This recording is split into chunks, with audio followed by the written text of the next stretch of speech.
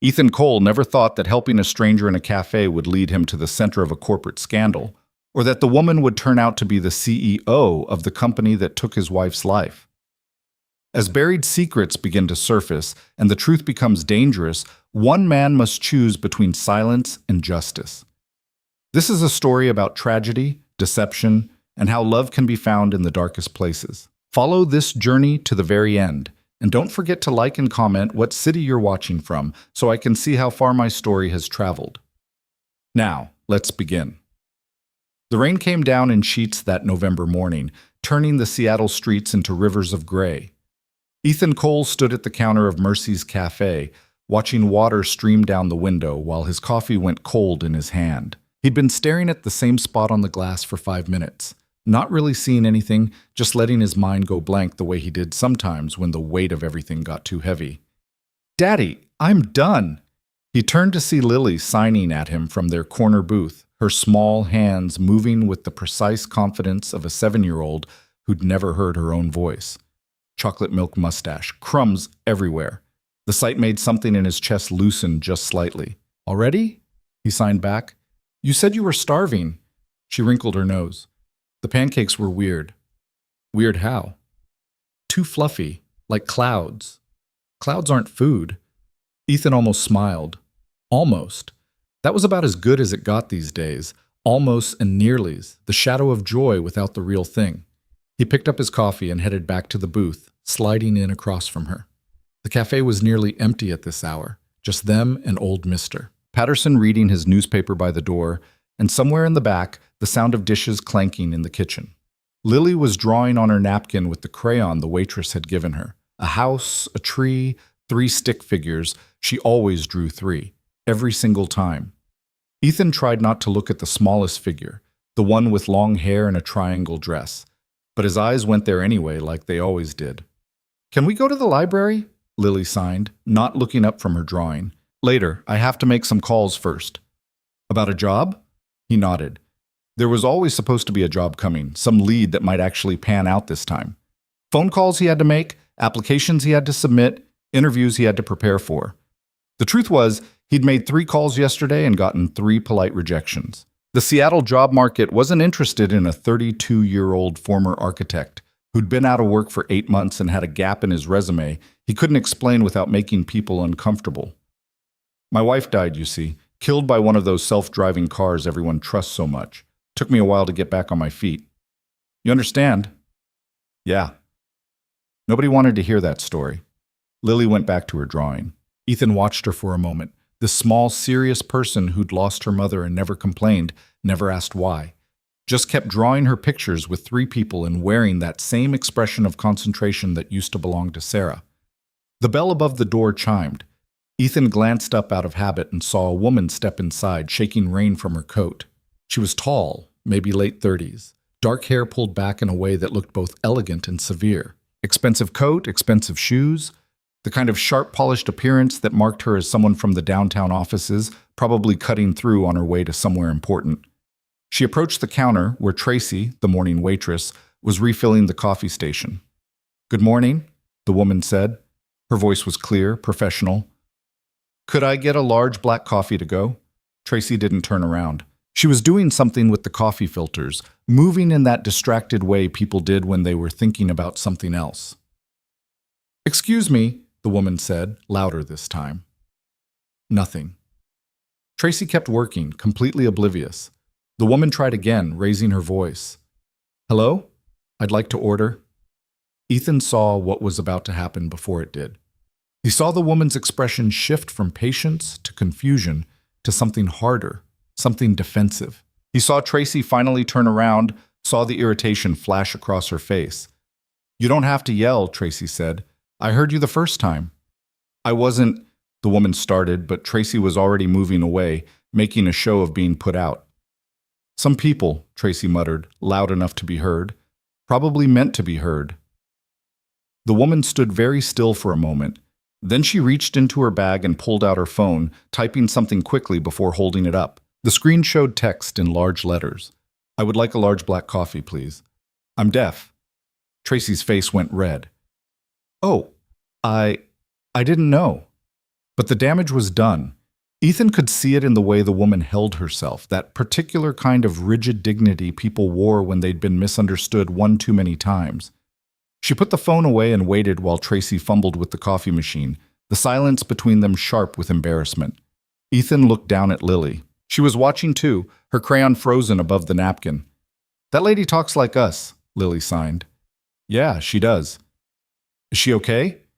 Ethan watched the woman pay for her coffee, watched the stiff way she held herself, the careful, neutral expression that didn't quite hide the hurt underneath. He knew that look. He'd seen it on Lily's face plenty of times, that particular blend of exhaustion and defiance that came from constantly having to explain yourself to a world that couldn't be bothered to understand. Before he could think about it too hard, he stood up. "Stay here," he signed to Lily. "I'll be right back." He reached the counter just as the woman was turning to leave. She glanced at him, probably expecting another stare or worse, and he saw the walls come up in her eyes. "Excuse me," Ethan said, and then switched to sign language, his hands moving with the fluency of daily practice. "I'm sorry about what just happened. That wasn't right." The woman stopped, really stopped. The careful mask she'd been wearing cracked just slightly, surprise breaking through. She studied him for a moment, then signed back. "You know ASL. My daughter is deaf. We sign at home." Something shifted in her face. "How old?" 7. "Her name is Lily." He hesitated. "If you're not in a hurry, we're sitting over there. You're welcome to join us. No pressure. Just thought you might want some company that doesn't require shouting." He expected her to decline. People like her, polished, professional, clearly important, didn't sit down with random strangers in cheap cafes. But she glanced toward the window, where the rain was still coming down hard, and then toward the corner booth where Lily was watching them with open curiosity. "Your daughter won't mind," she signed. "She'd probably love it. She doesn't meet many adults who sign." The woman looked at him for a long moment, weighing something he couldn't read. Then she nodded. "All right, thank you." They walked back to the booth together. Lily's eyes went wide when she saw them coming. "Lily, this is—" Ethan realized he didn't know her name. "Victoria," the woman signed, sliding into the booth beside Lily. "It's nice to meet you." "You talk with your hands too," Lily signed, practically bouncing. "I do." "Are you deaf like me?" Victoria nodded. "Since I was very young." "Do you have hearing aids?" "Sometimes. Not today."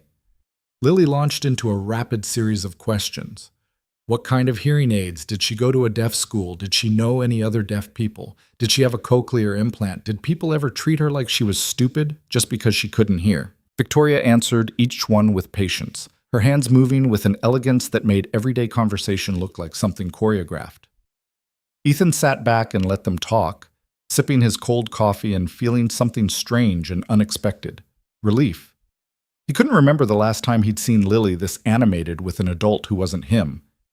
Usually people talked at her, or around her, or in that slow, exaggerated way that suggested they thought deaf meant intellectually disabled. But Victoria signed like it was the most natural thing in the world, like Lily was just another person worth listening to. After a while, Lily turned to her drawing, and Victoria looked at Ethan. "Thank you," she signed, "for earlier. Tracy's not a bad person, just thoughtless." "Most people are," she paused.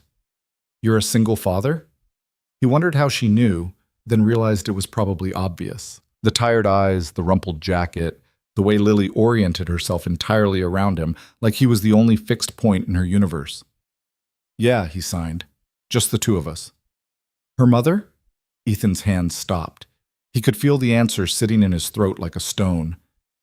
"She died. Almost 2 years ago." Victoria's expression softened. "I'm sorry." "Yeah, me too." There was a pause, the kind that usually got awkward, where people scrambled to change the subject or offer meaningless platitudes. But Victoria just nodded and let the silence sit, which somehow felt more respectful than anything else could have been. "What about you?" Ethan signed after a moment. "You live around here?" "Downtown. I work nearby." "Let me guess. Tech?" She almost smiled. "Why do you say that?" "Because everyone in Seattle either works in tech or serves coffee to people who work in tech." "Which one are you?" "Neither, currently. Unemployed architect with delusions of future employment." This time she did smile. small and brief but real. Architecture.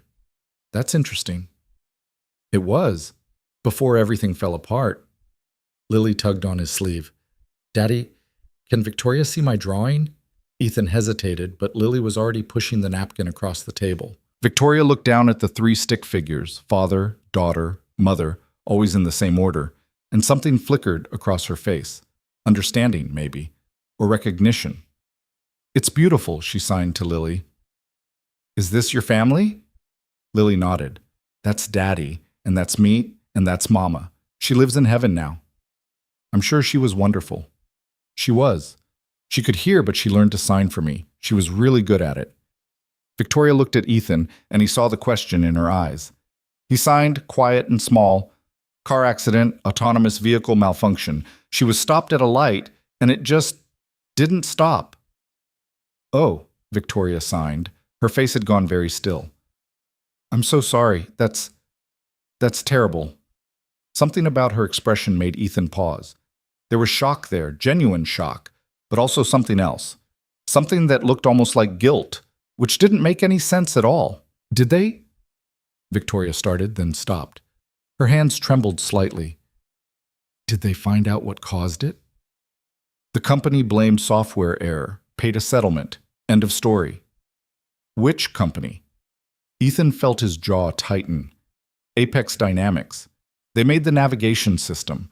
Said it was a tragic accident, rare malfunction. They were very sorry. Here's some money. Please sign this non-disclosure agreement. Victoria had gone completely still. The color had drained from her face. You know them? Ethan signed. She didn't answer right away. When she did, her hands moved slowly, carefully. I know of them. They're a major player in autonomous systems. Yeah, well, their major systems killed my wife. The words came out harder than he'd intended.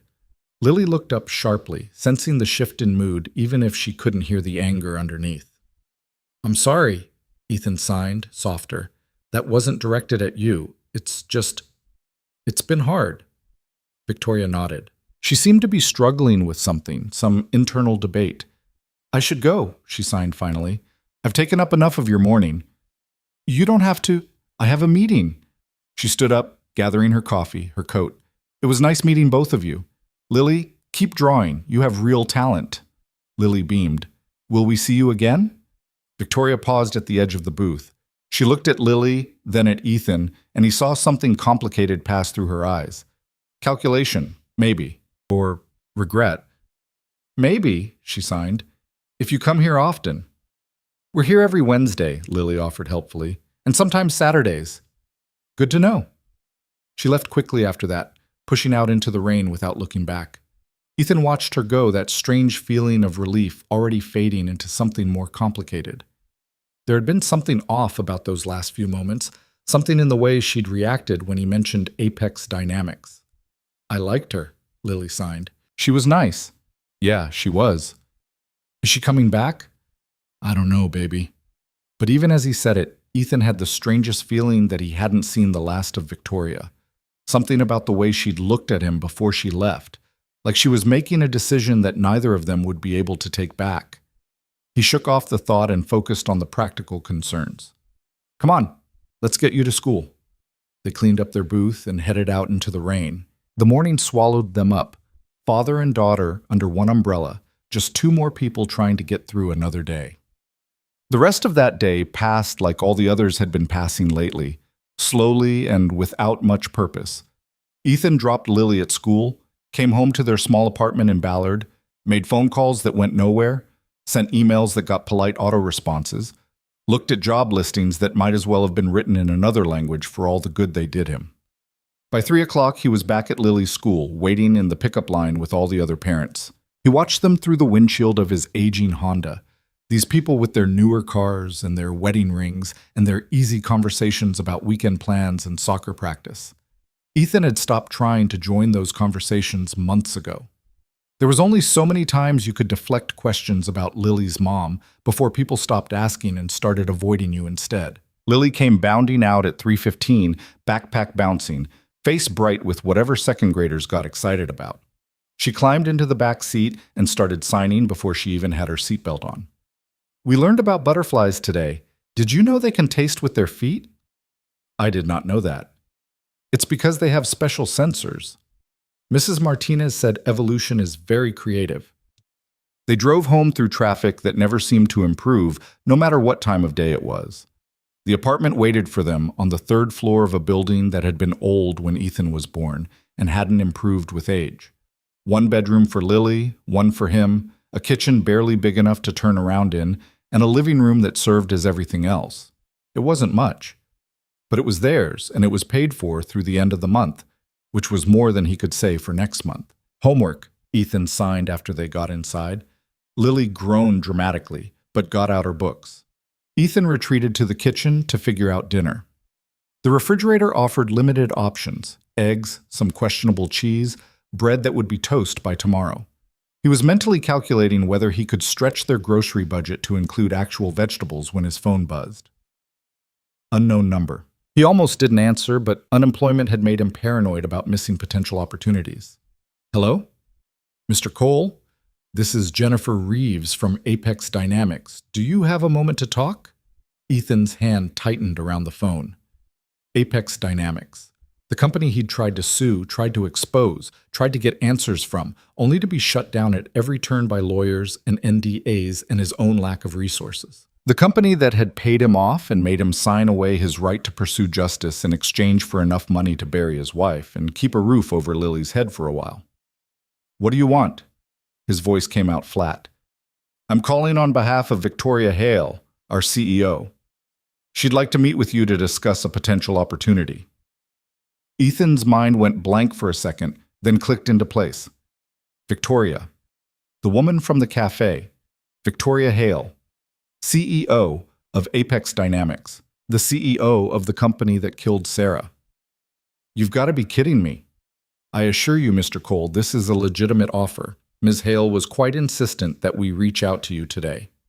Yeah, I bet she was. His voice had gotten harder.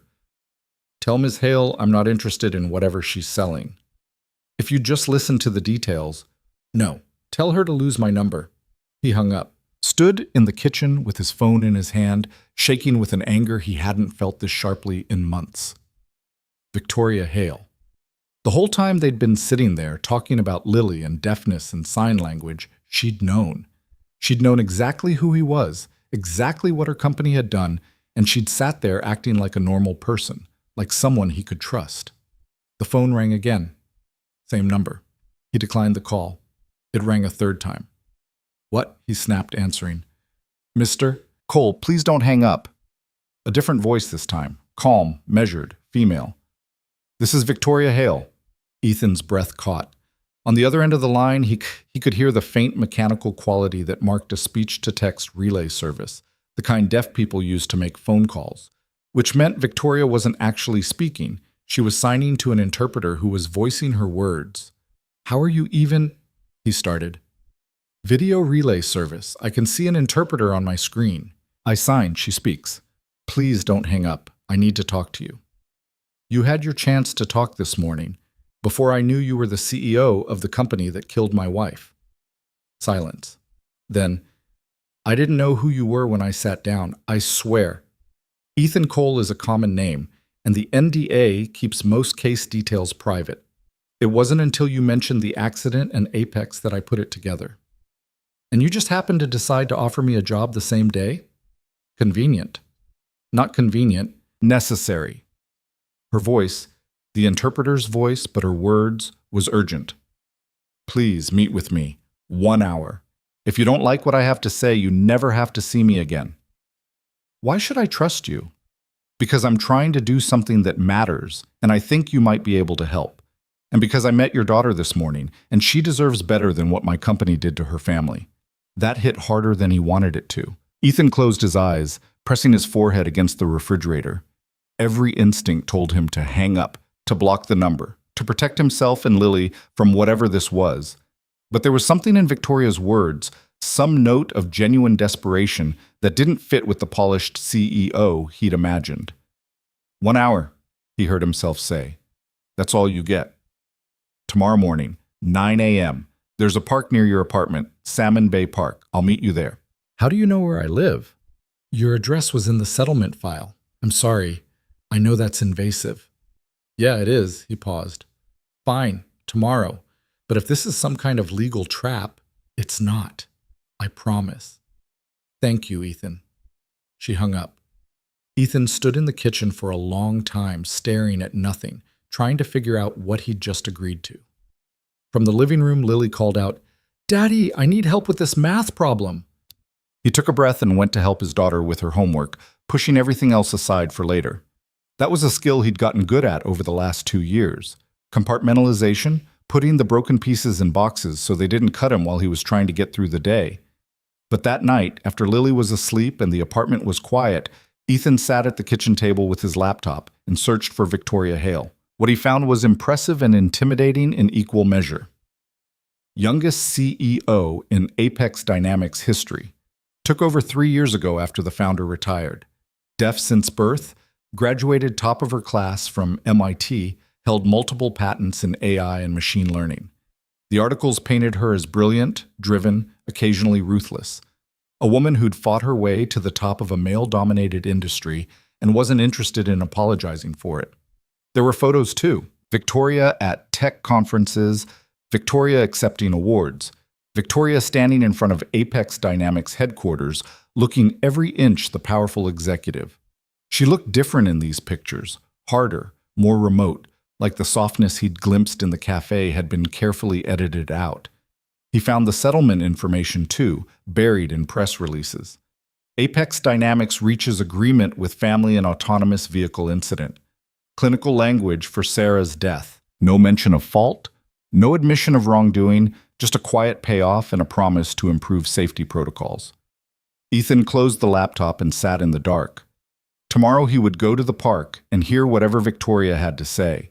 He would listen with the part of his brain that was still rational enough to recognize an opportunity even when it came wrapped in anger and grief.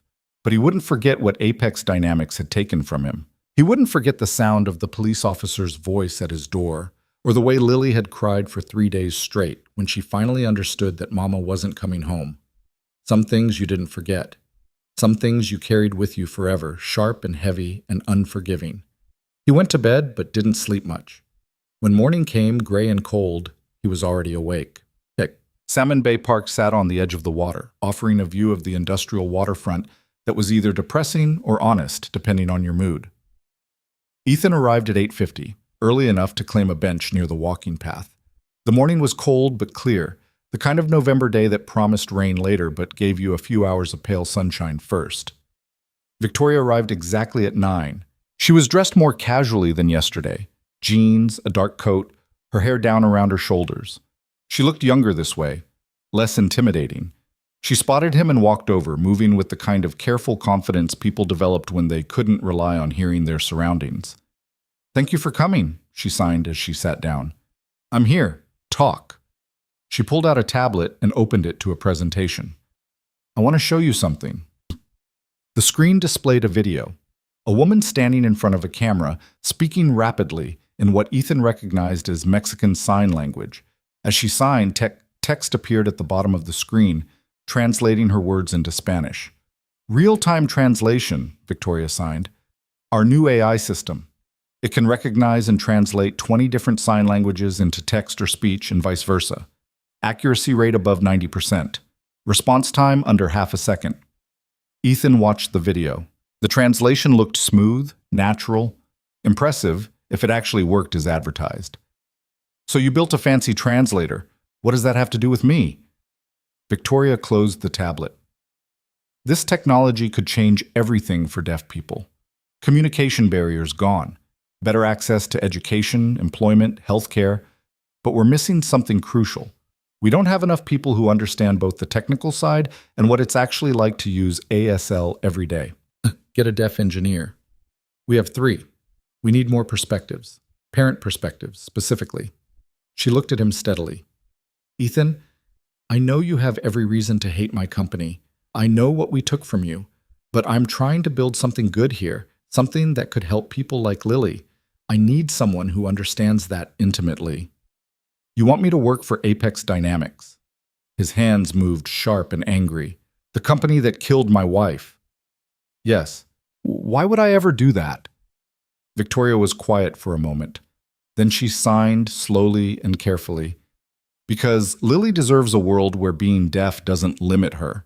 Because this technology could give her opportunities your wife never got to see. And because the only way to make sure this company does better is to have people inside who demand it. Ethan looked away, toward the water. A ferry was cutting across the bay, slow and steady. He thought about Lily's drawings with 3 people, about the careful way she watched other kids play and sometimes got left out because the other kids didn't know sign language, about the future she was heading into, and all the ways the world would try to tell her she was less than. "What's the job?" he signed, finally. "User experience consultant. You'd work with the development team, help us understand how deaf families actually use technology, what barriers exist, what features matter. Testing, feedback, advocacy. $60,000 a year to start, full benefits, flexible schedule." 60,000. That was more than he'd made as a junior architect, enough to cover rent and food and maybe even start a college fund. Why me specifically? You could hire someone with actual UX experience. Victoria hesitated. Honestly, because I sat with you and Lily yesterday, and I saw how you communicate with her. You don't treat her deafness like a disability to be fixed. You treat it like a language to be spoken. That's the perspective we need. Pretty words. True words. She pulled out a business card and handed it to him. Think about it. Talk to Lily if you want. No pressure. But Ethan, she paused, making sure he was looking at her.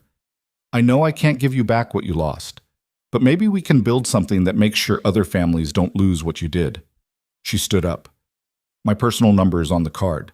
Text me if you want to talk more.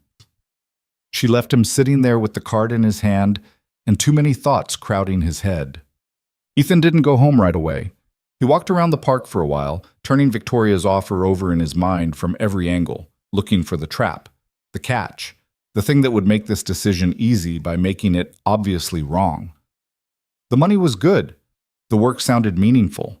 The chance to actually influence how Apex Dynamics built technology for deaf users. That could be valuable, maybe even important, but it was still Apex Dynamics. Still the company whose negligence had turned him into a single father.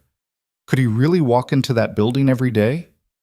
Could he work alongside people who'd been there when the decision was made to launch faulty software, or to cover up problems, or to value profit over safety?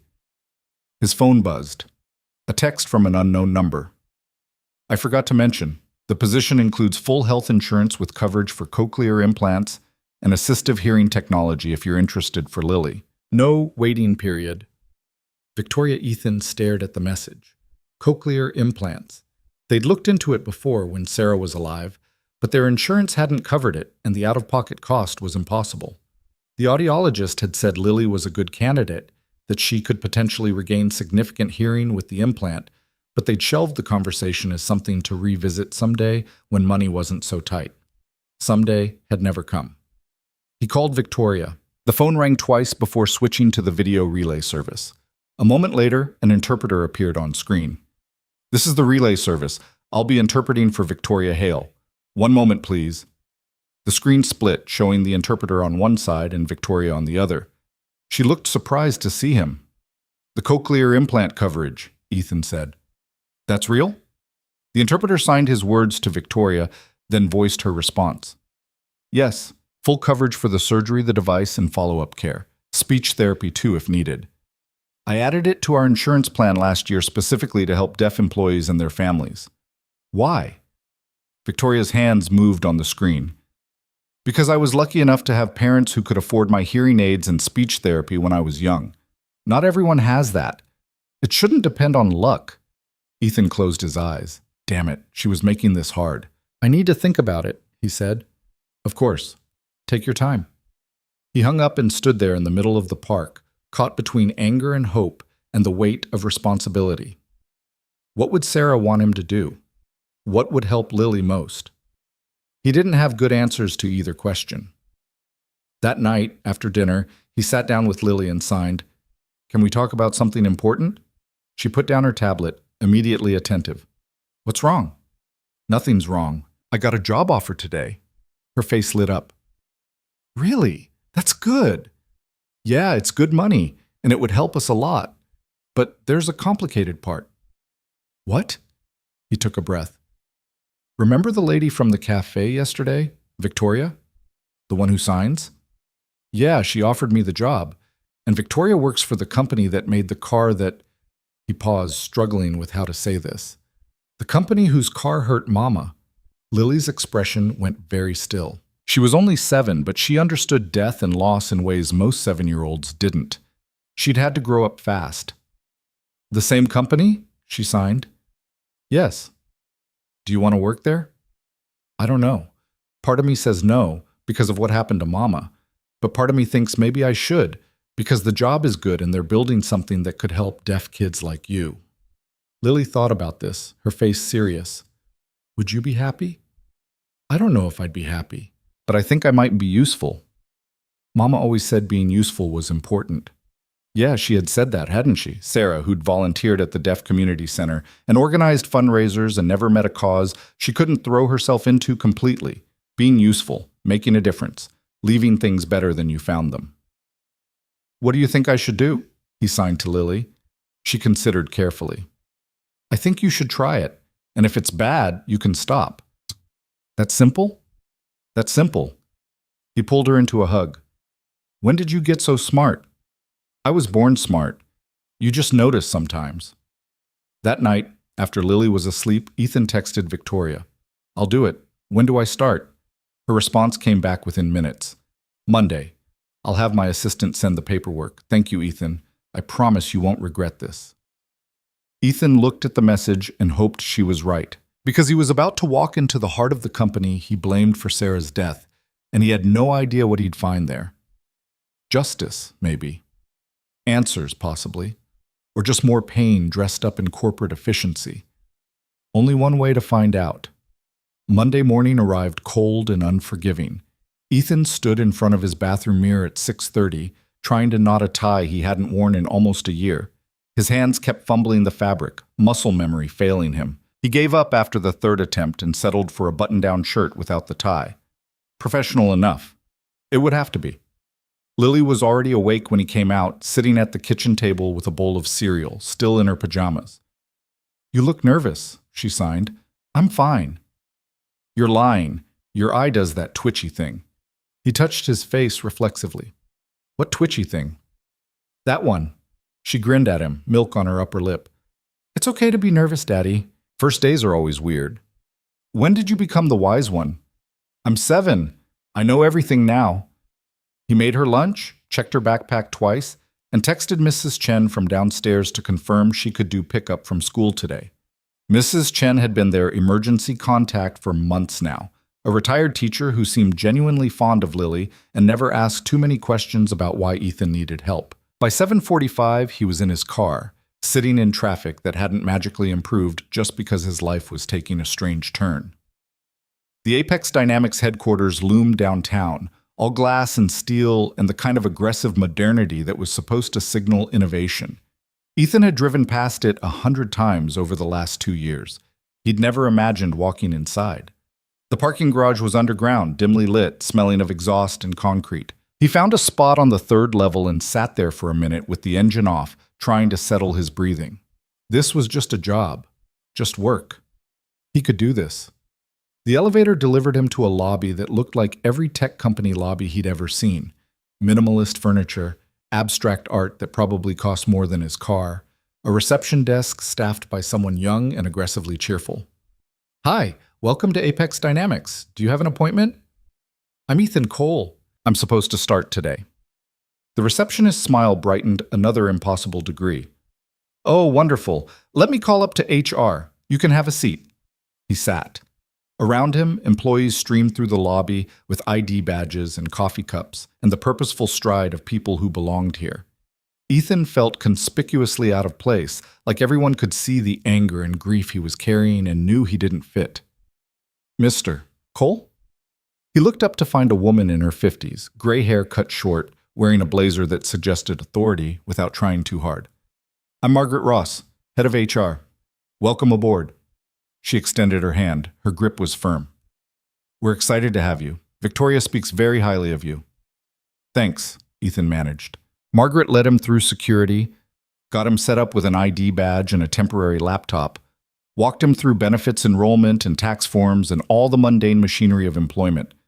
It felt surreal, signing papers for the company he'd wanted to destroy not 3 days ago. "Now," Margaret said when they'd finished the paperwork, "let me take you up to meet the team." They rode the elevator to the 7th floor. The doors opened onto an open office space that hummed with quiet activity. Developers at standing desks, designers hunched over tablets, the occasional burst of conversation from a conference room. Everything was clean and bright and efficient. Margaret guided him to a corner area where several people were gathered around a large monitor. They looked up as he approached. "Everyone, this is Ethan Cole, our new UX consultant. Ethan, this is the sign language translation team. That's David, our lead engineer. Jessica handles interface design, and Marcus heads up our accessibility testing." Hands were shaken. Names were exchanged. Everyone seemed friendly enough, welcoming in that careful, professional way. No one mentioned that he was the dead wife guy, which he appreciated even though he was certain they all knew. "Victoria wanted me to get you oriented this morning," David said. He was maybe 30, with the kind of beard that suggested he'd forgotten to shave rather than making a deliberate choice. "She's in meetings all morning but asked if you could join her for lunch around noon." "Sure," Ethan said, because what else could he say? David showed him to a desk by the windows. "This is you. We kept it pretty bare since we didn't know what you'd need, but IT can get you set up with whatever equipment works best." The desk looked out over the Seattle skyline. On a clear day, you could probably see the ferries crossing the Sound. Today, the clouds were low and gray, promising rain. "So," Jessica said, pulling up a chair. She was younger than David, with bright red glasses and an energy that felt almost aggressive in its positivity. "Victoria said you have a deaf daughter?" "Yeah, Lily. She's 7. "That's perfect.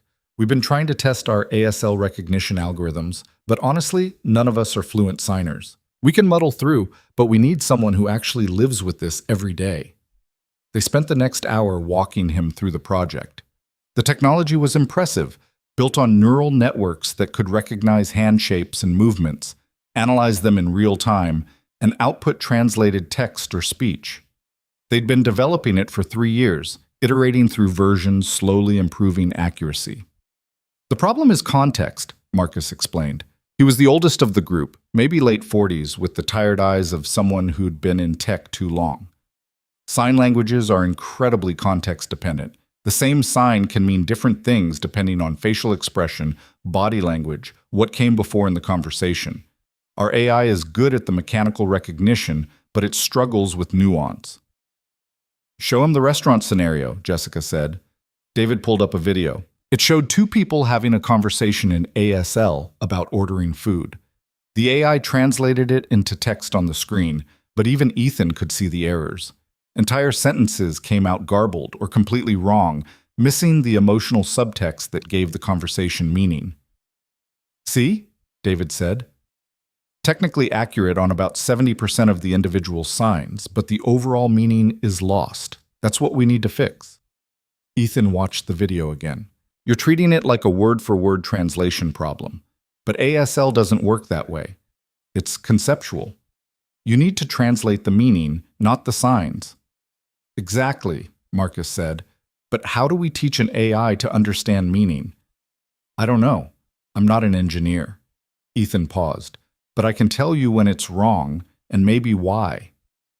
They looked at each other, some unspoken communication passing between them. Then David grinned. "That's actually exactly what we need. Someone to call us on our bullshit." They put him to work immediately, showing him test videos, asking for feedback, challenging assumptions he didn't even know they were making. It was strange and uncomfortable and unexpectedly engaging. These people were trying to build something difficult, and they genuinely wanted to get it right. At 11:50, his phone buzzed with a text from Victoria. "Lunch? There's a quiet place 2 blocks away. Meet you in the lobby in 10. Ethan excused himself and headed down. Victoria was waiting when he arrived, dressed in dark slacks and a gray sweater, her hair pulled back. She looked tired, he thought, or maybe that was just the natural state of being a CEO. "How was your morning?" she signed as they walked outside. "Overwhelming, But okay, I think. David's team is good. Intense, but good. They walked to a small sandwich shop that clearly catered to the downtown lunch crowd. Victoria ordered by pointing at the menu and holding up fingers for what she wanted. The cashier handled it without comment, which suggested this was a regular routine. They found a table in the back corner, away from the noise of the lunch rush. I want to be transparent with you, Victoria signed after they'd settled in. About why I really hired you. Ethan set down his sandwich. I'm listening. The sign language project matters to me. That part is real. But there's something else. She hesitated, her hands hovering in the air like she was choosing her words carefully. 2 years ago, when your wife died, I wasn't CEO yet. I was VP of Product Development, the autonomous navigation system that failed. I didn't build it, but it was my division's responsibility. Ethan's chest tightened. Why are you telling me this? Because you deserve to know who you're working with. I fought to delay that launch. The safety testing wasn't complete. There were edge cases we hadn't solved. But the board overruled me. They wanted to beat the competition to market. Her hands moved faster now, agitated. I pushed back as hard as I could. It wasn't hard enough. So you feel guilty? Yes, and angry, and trapped. Because once I became CEO, I inherited all these systems and decisions I didn't make but now have to defend. Ethan stared at her. This wasn't what he'd expected. He'd built up this idea of Victoria as the face of corporate indifference, the person who embodied everything wrong with Apex Dynamics. But here she was, looking exhausted and human, and nothing like the villain he'd needed her to be. What do you want from me? He signed slowly. Help me make it right.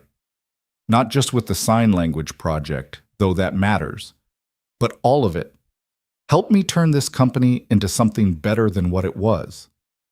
That's a big ask. I know. She met his eyes. I'm not asking you to forgive what happened. I'm asking you to help me make sure it doesn't happen again. They ate in silence for a while. Ethan's mind was racing, trying to reconcile everything he thought he knew with what Victoria was telling him. Could he trust her? Should he? There's something else you should know, Victoria signed. The executive who pushed for the early launch over my objections, Marcus Chen, our former COO, he's still on the board, still influential, and he's not happy that I hired you. Why not? Because you represent a settled lawsuit, a closed chapter. Having you here reopens questions about what really happened, about who was responsible. Ethan felt something cold settle in his stomach.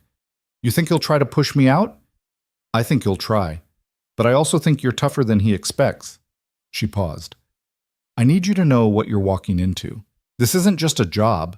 It's going to be complicated. Everything's complicated, Ethan signed. I'm getting used to it. They finished lunch and walked back through streets starting to glisten with rain. At the building entrance, Victoria stopped. Thank you for coming today, for giving this a chance. Thank you for being honest. I'll try to keep being honest. Fair warning, it's not always pretty. Back upstairs, the afternoon passed in a blur of meetings and demonstrations and technical discussions that went over his head until someone translated them into plain language. By 5:30, when people started packing up to leave, Ethan's brain felt fried.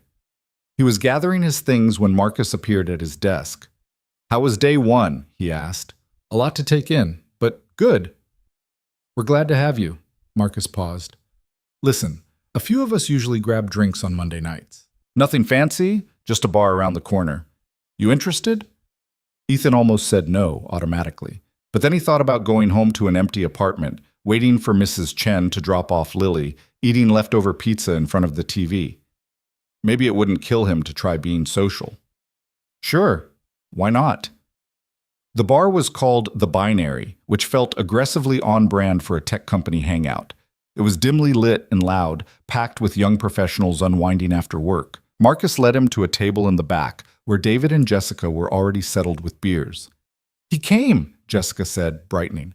I had money on you bailing. Thanks for the vote of confidence. Nothing personal. New people always bail. It's a whole thing. They ordered drinks. Ethan got a beer he didn't really want and nursed it while the others talked shop, projects and deadlines and office politics he didn't understand yet. It was almost normal sitting here with colleagues pretending to be a regular person with a regular job. So, David said after his second beer. How much do you hate us? Ethan looked up. What? Come on, your wife, the accident. You must have spent 2 years wanting to burn this place to the ground. Now you're working here. That's gotta be weird. Jessica elbowed David hard. Dude, too much. No, it's fine, Ethan said. He was surprised to find he meant it. Yeah, it's weird. Yeah, there's a part of me that still wants to be angry, but I've got a kid to raise and bills to pay, and anger doesn't actually accomplish much when you're drowning. Marcus was watching him with an expression Ethan couldn't quite read. Victoria mentioned you signed an NDA as part of the settlement. That must stick in your throat. Every day. What if you could break it? Marcus asked. Hypothetically, Ethan set down his beer. What do you mean?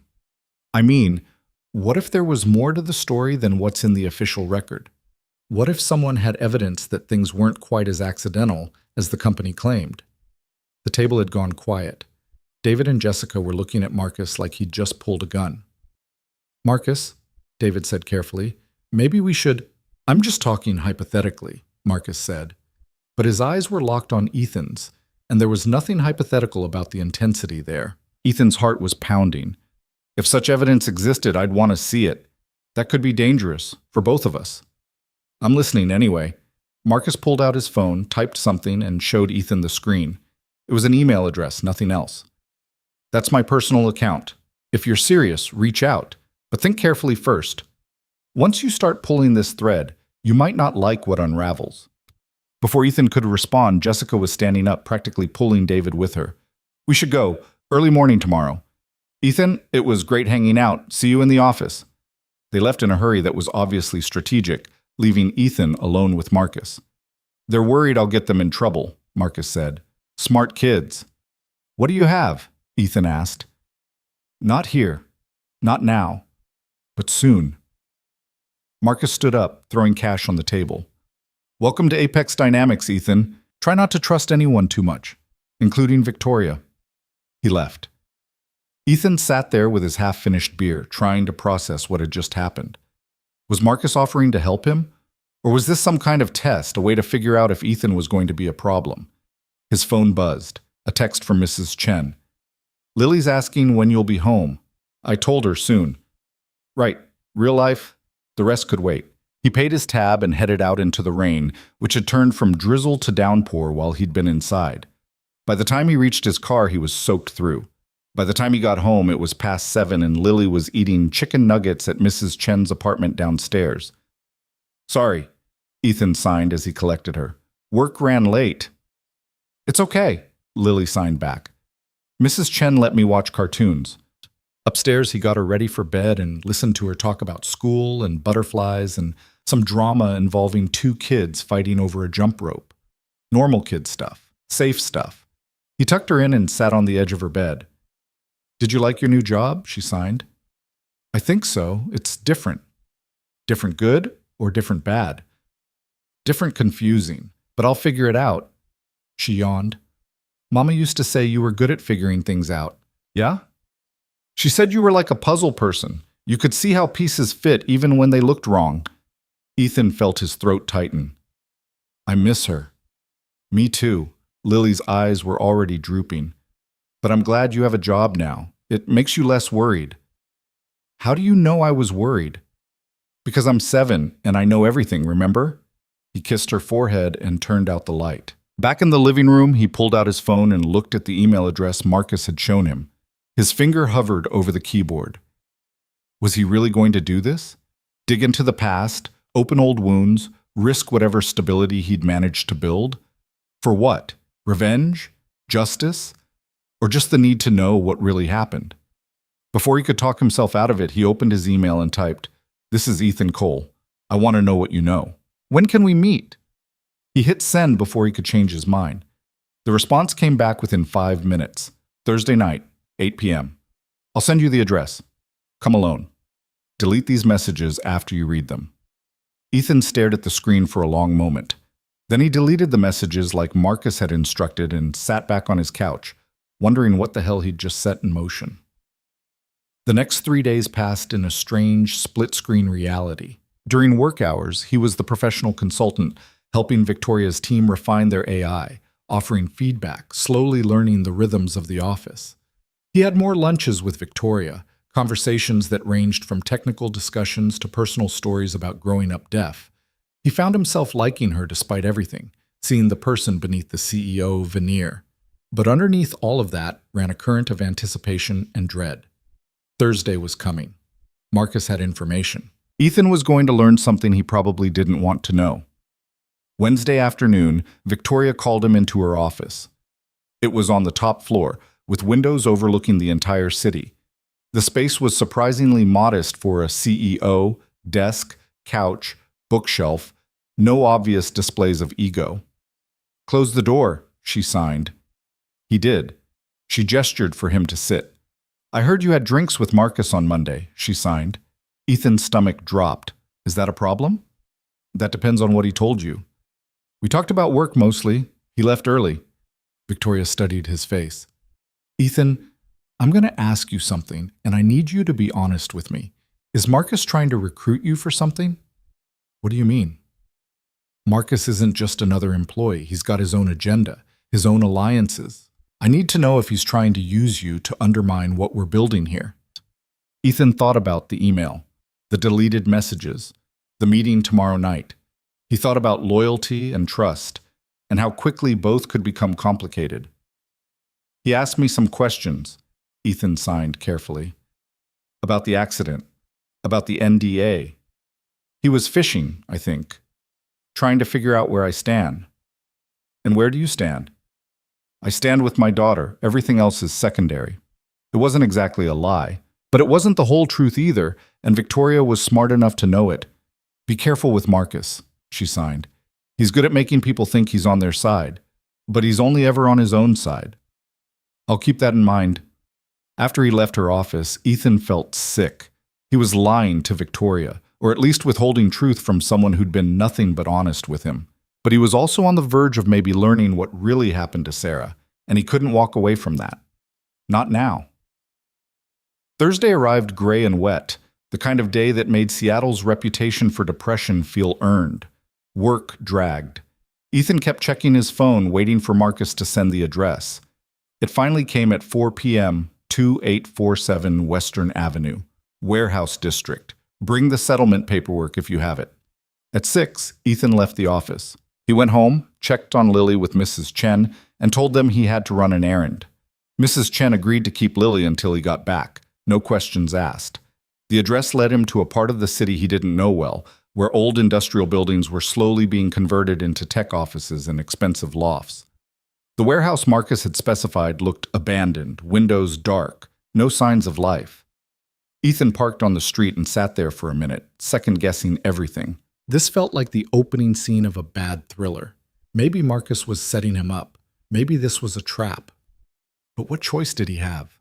Turn around and never know? He got out of the car and approached the building. The door was unlocked. Inside, the space was vast and empty, lit by a single work light in the far corner where Marcus stood waiting. "You came," Marcus said. "You said you had information." "I do." Marcus held up a thumb drive. "But before I show you, I need to know something. If what's on here proves the company knew about the safety problems before your wife died, what will you do with it?" Ethan's mouth was dry. "I don't know. Depends what it shows." "Wrong answer. I need to know you're committed, that you won't take this to Victoria and let her bury it again." Victoria wouldn't. Victoria is CEO. She has to protect the company first, no matter what she tells you about making things right. That's how this works. Ethan stepped closer. "Just show me what you have." Marcus pulled out a laptop, inserted the thumb drive, and opened a folder. Inside were dozens of files, emails, internal memos, test reports. He clicked on one. It was an email thread from 3 years ago, marked confidential. Engineers flagging problems with the navigation system, warnings about insufficient testing, recommendations to delay the launch, and responses from higher up the chain, including one from someone identified only as MC, who wrote, "Market window closes in Q2. Launch proceeds as scheduled. Legal will handle any issues." MC is Marcus Chen, Marcus said, former COO, current board member, the man Victoria reports to. Ethan read through more files. The picture they painted was damning. A company that knew its product wasn't ready, launched it anyway, and then worked overtime to cover up the problems when accidents started happening. "There's more," Marcus said, clicking to a video file. "This is from your wife's accident. Dash cam footage from another car. The police never released it publicly." He hit play. Ethan watched the screen, his heart hammering. There was Sarah's car at the intersection. There was the autonomous vehicle approaching from the side. There was the moment it should have stopped and didn't, plowing into the driver's side at full speed. He watched it twice. Then he turned away, breathing hard. "The crash investigation blamed a software glitch," Marcus said. "Random error. But it wasn't random. The system had been failing like this for months. They knew. And they let it keep happening because recalls cost money." Ethan couldn't speak, couldn't think. The anger he'd been carrying for 2 years crystallized into something sharp and solid and absolute. "Why are you showing me this?" he finally managed. "Because I can't blow the whistle myself. I signed the same ND as you did. But you could take this public, break your NDA. The penalties are financial, and with evidence this strong, you could probably defend the breach, make them face what they did. You want me to be your weapon. I want justice. Same as you." Ethan looked at the thumb drive. "Give it to me." "You'll use it?" "I'll think about it." Marcus studied him for a long moment, then nodded and handed over the drive. "Be smart, Ethan. Marcus Chen has a lot of power. If he finds out you have this, he'll come after you hard. Let him try." Ethan left the warehouse and drove home through rain that felt like it might never stop. In his pocket, the thumb drive burned like a live coal. He had evidence, real, undeniable evidence, and now he had to figure out what to do with it. Ethan sat in his car outside the apartment building for 20 minutes, thumb drive clutched in his hand, rain hammering the windshield. Inside that small piece of plastic was everything he'd wanted for 2 years: proof, accountability, truth. And he had no idea what to do with it. He could go public, contact journalists, break the NDA, force Apex Dynamics to answer for what they'd done. But then what? Legal battles he couldn't afford. Retaliation he wasn't prepared for. And Lily, caught in the middle of a war she didn't ask to be part of. Or he could take it to Victoria, see if she'd help him push for internal accountability, use her position to force change from within. But Marcus's warning echoed in his head. Victoria was CEO now, and CEOs protected companies first. Could he really trust her to do the right thing when it might cost her everything? His phone buzzed. Text from Mrs. Chen. "Lily's getting sleepy. Should I put her to bed up there or bring her down?" Reality pulling him back. He texted, "I'll be up in 2 minutes." He shoved the thumb drive into his jacket pocket and headed inside.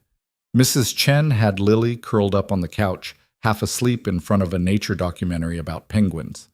"Thank you," Ethan said. "I'm sorry it ran so late." "No trouble at all. She's an angel." Mrs. Chen gathered her things. "You look tired, dear. Everything all right?" "Just work stuff. I'll be fine." After she left, Ethan carried Lily to bed. She stirred as he set her down. "Daddy?" she signed sleepily. "I'm here, baby." "Did you find what you were looking for?" The question hit him harder than it should have. "I don't know yet. Mama used to say that too, when she was working on hard problems." Lily's eyes were already closing again. She said sometimes the answer finds you if you stop looking so hard. He kissed her forehead and retreated to his own room, but sleep was impossible. He lay there staring at the ceiling, mind churning through scenarios and consequences.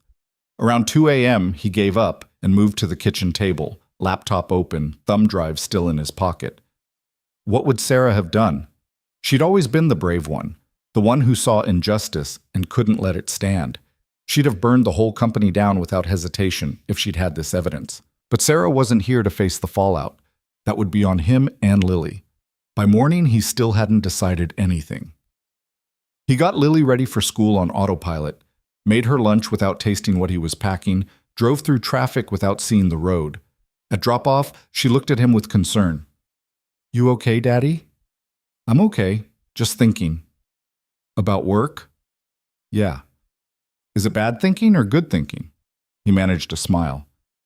I'll let you know when I figure it out. At the office, everything felt different. Ethan walked through the lobby, hyper-aware of the cameras, the security, the systems designed to protect corporate secrets. He had a secret now, and carrying it made him feel like an imposter. Victoria caught him in the hallway around 10. "You look terrible," she signed. "Didn't sleep much." "Everything all right?" The moment stretched out. He could tell her now. Hand over the thumb drive, let her handle it. But something held him back. Marcus's warning, or his own need to control this one thing, or just the exhaustion of having to trust anyone with something this big.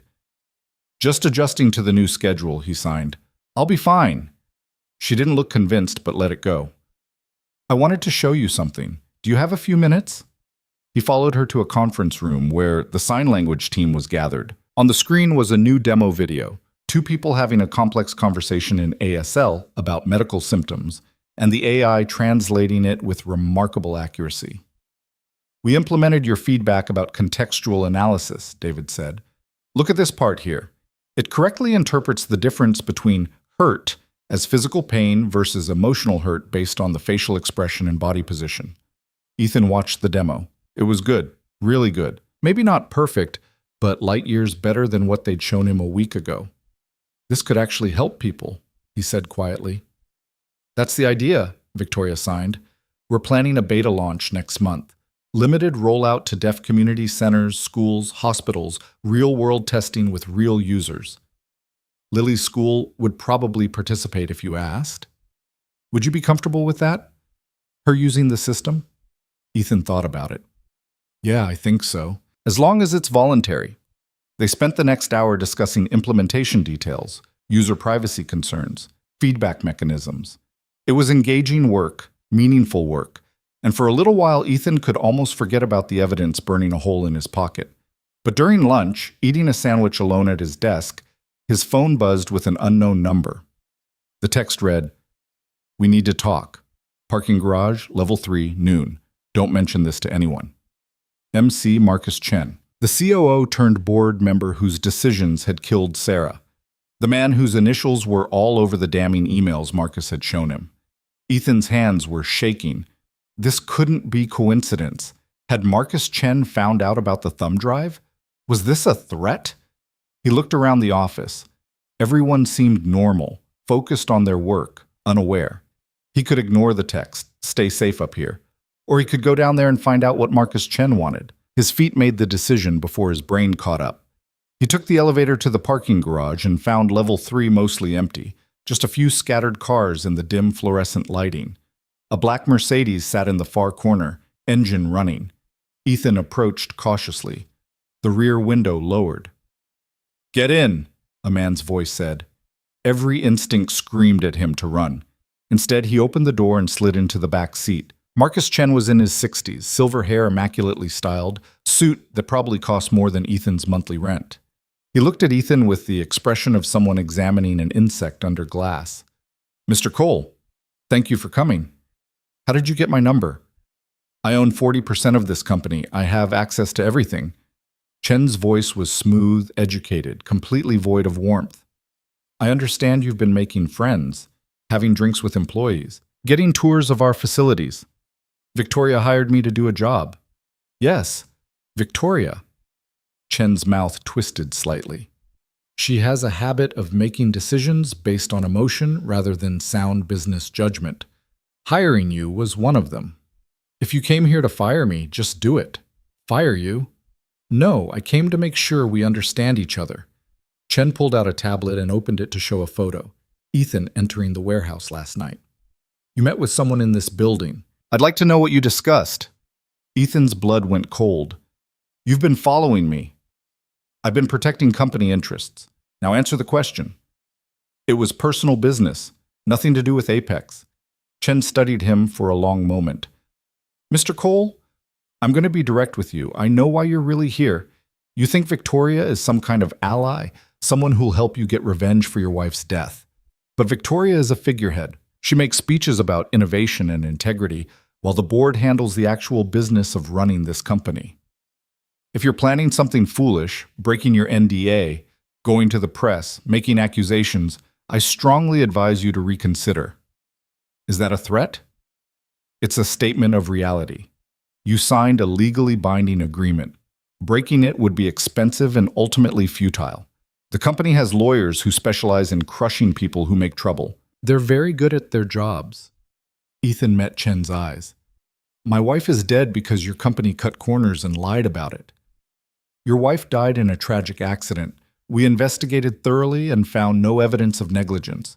A settlement was reached in good faith. That chapter is closed. What if it wasn't an accident? The words were out before Ethan could stop them. Chen's expression didn't change, but something flickered in his eyes. Awareness, maybe, or calculation. Are you making an accusation, Mr. Cole? I'm asking a question. Then let me answer it clearly. Our autonomous systems undergo rigorous testing. Every incident is investigated by independent third parties. If there had been negligence, it would have been found. The fact that it wasn't should tell you something. It tells me your lawyers are good at covering things up. Chen's facade cracked slightly, irritation bleeding through. I've been patient with you because I understand grief, but my patience has limits.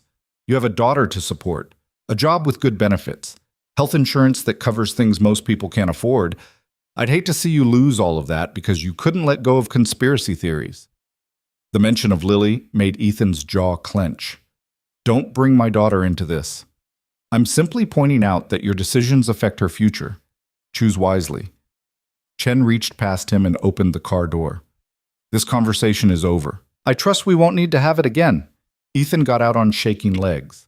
The Mercedes pulled away smoothly, leaving him standing in the garage feeling sick and furious and trapped. He went back upstairs in a fog. The afternoon passed in a blur of meetings he barely remembered. By the time 5 o'clock came, he'd made a decision. That night, after Lily was asleep, Ethan opened his laptop and started going through the files on the thumb drive systematically. He organized them chronologically, made notes, built a timeline of who knew what and when. The picture that emerged was even worse than he'd thought. The navigation system problems had started showing up in beta testing 18 months before Sarah's accident. Engineers had flagged multiple failures. The system couldn't reliably detect stationary objects in certain lighting conditions, struggled with complex intersections, had a tendency to overcorrect in emergency situations. All of it documented, all of it reported up the chain, and all of it ignored. The pressure to launch came from the board, specifically from Marcus Chen. The emails were explicit. Market share was slipping. Competitors were gaining ground. They needed a win. Delay wasn't acceptable. Fix it after launch if necessary. There was one email that made Ethan's hand shake as he read it. From Chen to the engineering team, I don't want to hear about theoretical risks. I want to hear about market-ready solutions. If you can't deliver, I'll find people who can. 3 weeks later, the product launched. 5 weeks after that, the first serious accident. A pedestrian struck and killed in Portland. Company response. Isolated incident, driver error, not system-related. The accidents continued. Small ones mostly, fender benders and close calls. Each one investigated internally and deemed non-critical. Each one buried in reports that never reached the public. Then came Sarah. Ethan found the internal investigation file. It was thorough. He'd give them that.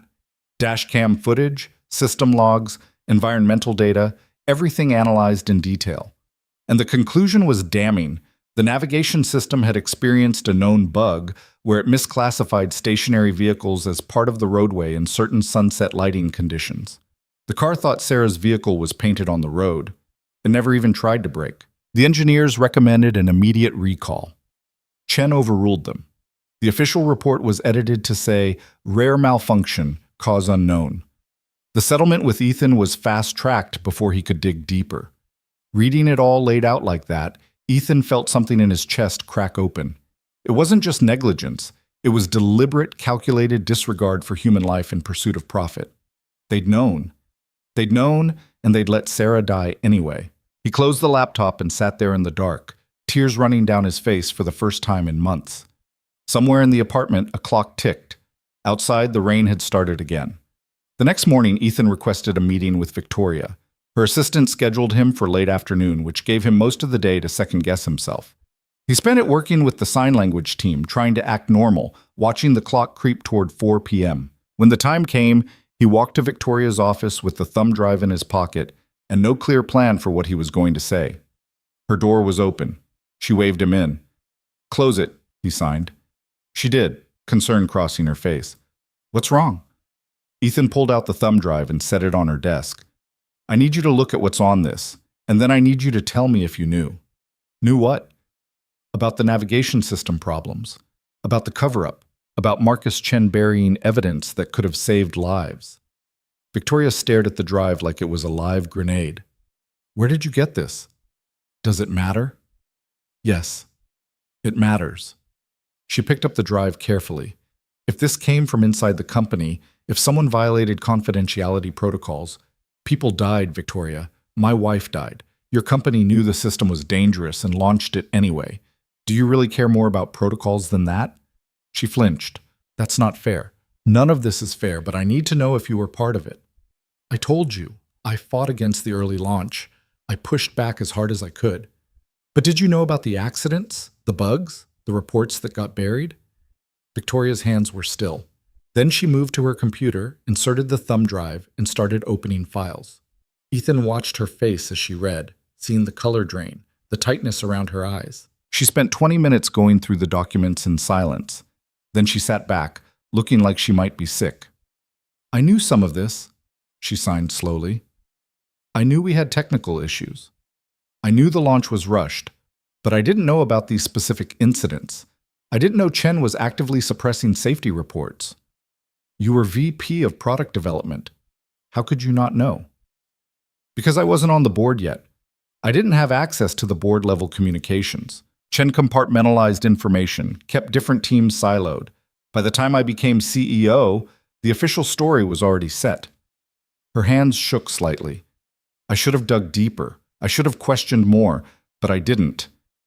"So what now?" Victoria looked at him, and he saw something fierce in her expression. "Now we expose it. All of it." "Just like that?" "No, not just like that. Chen controls enough board votes to fire me if he wants. We need to be strategic." She stood up, pacing. "But I'm done protecting people who value profit over human life. If you're willing to break your NDA, I'll back you up. I'll provide whatever evidence I can access. We'll take this public together." Ethan felt something loosen in his chest. "You do that? Risk your position? What good is my position if I use it to cover up murder?" "It wasn't technically murder. It was negligent homicide at minimum. People died because Chen wanted better quarterly numbers. That's murder by spreadsheet." She turned to him. "But Ethan, you need to understand what this means. Chen will come after both of us. He has resources, connections, lawyers. This won't be easy." "I don't care about easy. I care about Lily growing up in a world where companies can't just kill people and buy their silence." "All right then." Victoria pulled out her phone.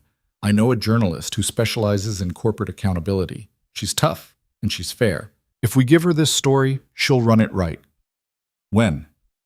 "Give me a few days to gather supporting documentation from my end, corporate files, board minutes, anything that corroborates what's on your drive. Then we go to her together." Ethan nodded. It was happening. He was really going to do this. "One more thing," Victoria signed. "If we're going to war with Chen, I need to know you trust me. Because the moment we leak this, we're in it together. No backing out." "I trust you." "Why?"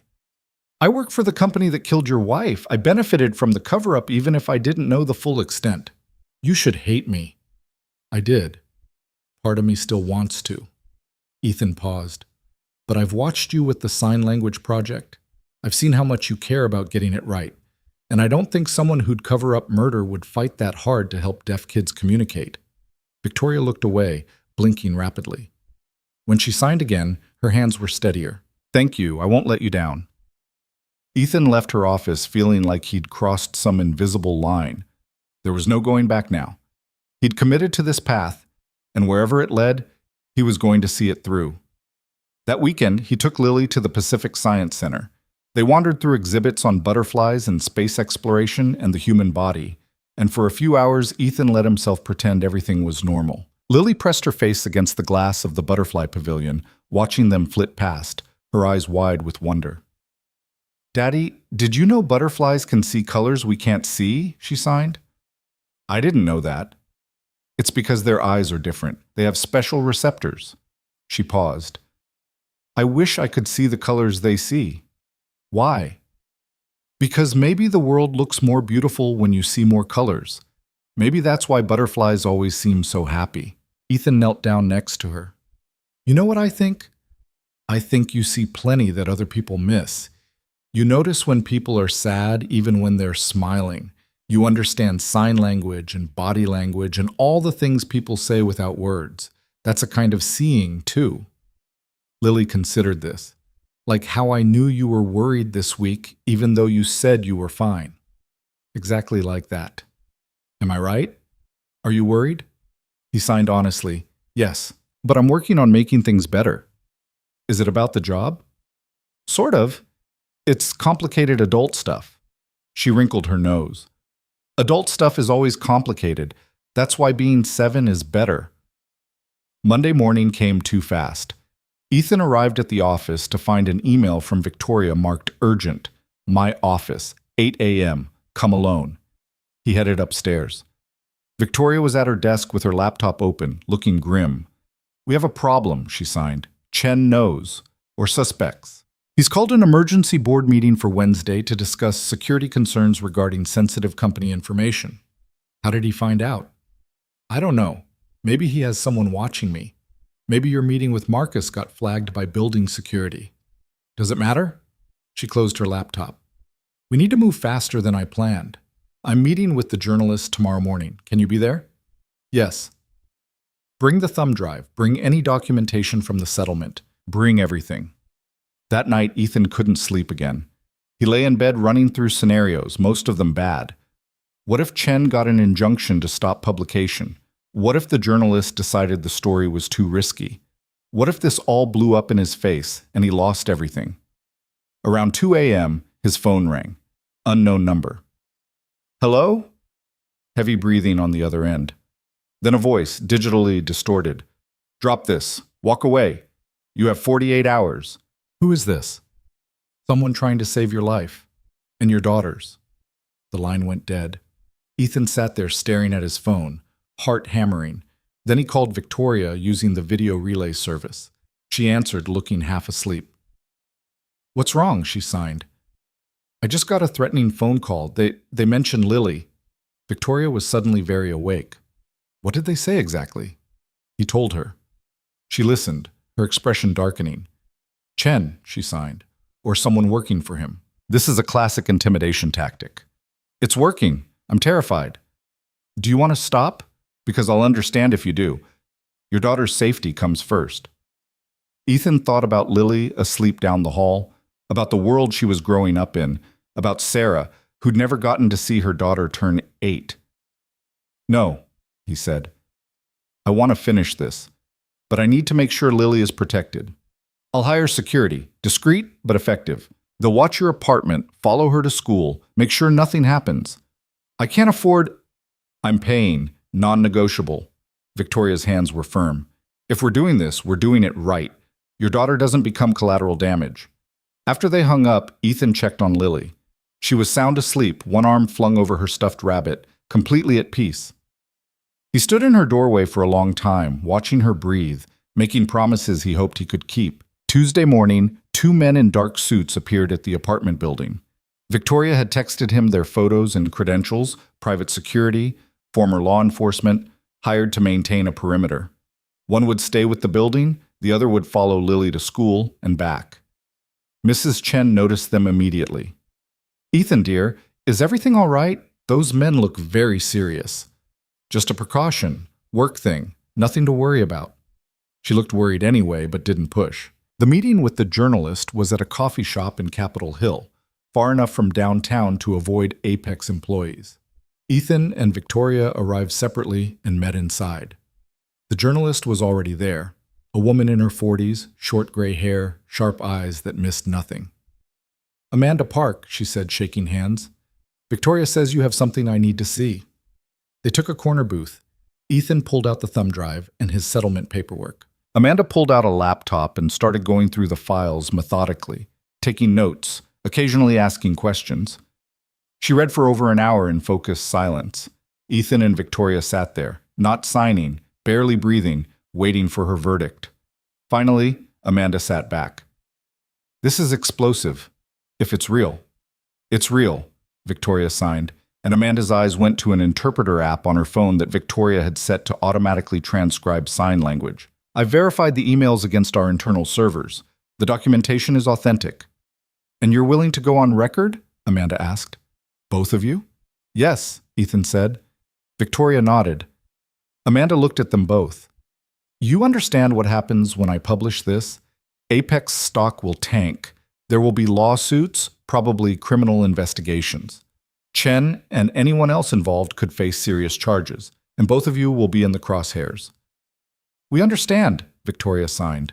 All right then, give me 48 hours to verify sources and write this up. I'll need formal statements from both of you on camera if possible. Can you do that? They agreed. Amanda packed up her laptop and stood to leave, then paused. For what it's worth, she said, this takes guts. Most people in your positions would bury this and move on. The fact that you're not, that means something. After she left, Ethan and Victoria sat there for a while in silence. No turning back now, Ethan finally signed. Were you thinking about turning back? Every 5 minutes. But then I remember why we're doing this. Victoria's phone buzzed. She looked at it and her expression hardened. The board meeting got moved up. It's happening tonight instead of Wednesday. Chen's making his move. What does that mean? It means he knows we went to the press. Someone must have seen us. She stood up. I need to go. There's going to be a fight, and I need to be ready for it. Ethan grabbed her arm. Be careful. You too. Keep those security guards close. They left separately. Ethan drove home feeling like he was in the calm before a massive storm. And he was right. At 7 p.m., his phone exploded with notifications. The Apex board had voted to terminate Victoria Hale as CEO, effective immediately. The press release cited fundamental disagreements about company direction and fiduciary responsibility. 10 minutes later, Victoria texted, They fired me. Chen moved fast. But the story still runs. We gave Amanda everything she needs. Ethan called her. Are you okay? Honestly, I'm relieved. I didn't want to be CEO of a company willing to protect Marcus Chen. Her voice through the relay interpreter sounded tired but steady. Your turn now, though. They'll come for you next. She was right. At 8:30, Ethan got an email from HR. Your employment with Apex Dynamics has been terminated effective immediately. Please return all company property by end of business tomorrow. He stared at the email. Well, that was that. He called Mrs. Chen to check on Lily, made sure the security guards were in position, and then sat down to wait for whatever came next. The story would publish tomorrow, and then the real fight would begin. The apartment felt smaller that night. Ethan paced between the kitchen and living room, phone in hand, checking news sites every few minutes, even though he knew Amanda's story wouldn't publish until morning. His termination letter sat on the counter, official and cold, confirming what he'd known was coming, but still hurt to see in writing. Around 9, Lily emerged from her room in her pajamas, rubbing her eyes. Why aren't you sleeping? Ethan signed.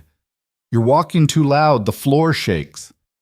Sorry, baby, I'll be quieter. She climbed onto the couch and patted the cushion next to her. Sit. Tell me what's wrong. When did you get so bossy? I'm not bossy. I'm concerned. Her serious expression was so much like Sarah's it made his chest ache. You lost your job, didn't you? He sat down heavily. How did you know? Because you're home early and you looked the way you looked after Mama died, scared and angry at the same time. Ethan pulled her close. I did lose my job, but it's going to be okay. Are we going to be poor? We're going to be fine. I have some money saved. We'll manage. Lily was quiet for a moment. Was it because of the thing you were working on? The complicated adult thing? Yeah, kind of. Did you do the right thing? The question caught him off guard. I think so. I hope so. Then it's okay that you lost your job. Mama always said doing the right thing costs something, but not doing it costs more. He kissed the top of her head. Your mama was a smart woman. I know. She told me that a lot. He tucked her back into bed and stayed until she fell asleep. Then he returned to his vigil, watching the clock tick toward midnight, toward morning, toward whatever came next. At 6 a.m., his phone started ringing. Victoria calling through the video relay. "It's live," she signed when he answered. "Amanda just published."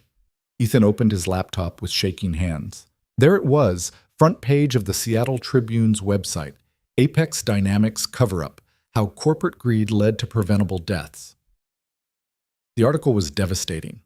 Amanda had laid out everything: the rushed launch, the suppressed safety reports, the pattern of accidents, the internal emails showing Marcus Chen's direct involvement in silencing engineers. She'd interviewed former employees who corroborated the timeline. She'd gotten expert analysis of the technical failures. And she'd included statements from both Victoria and Ethan, their names and faces attached to accusations that would burn bridges forever. Ethan's quote jumped out at him. "My wife died because Apex Dynamics valued profit margins over human lives. I'm breaking my silence because other families deserve to know the truth that was hidden from me." His phone exploded with notifications. Texts from former colleagues, friends he hadn't heard from in months, reporters asking for interviews, lawyers offering representation. The security guard stationed outside texted, "Media van just pulled up. Want me to send them away?" "Yes, please," Ethan texted back. By 8 a.m., the story had gone viral. It was trending on social media, being picked up by national news outlets, generating the kind of firestorm that destroyed reputations and ended careers. Apex stock was already down 18% in pre-market trading. Ethan's lawyer, court-appointed from the settlement, not someone he'd chosen, called at 8:30. "Mr. Cole, what the hell did you do?" "I told the truth." "You violated your NDA. Do you understand what that means? Apex can sue you for breach of contract. They can pursue damages. You could lose everything." "I know." "Then why?" The lawyer stopped, seeming to realize argument was pointless. "Okay, listen. Don't talk to anyone else. Don't give any more interviews.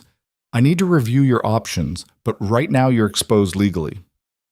"What about the evidence I provided? Doesn't that matter?" "It might. If the information proves illegal activity on Apex's part, you might have whistleblower protections. But that's murky legal territory. We're talking years of litigation either way." Ethan thanked him and hung up, feeling sick.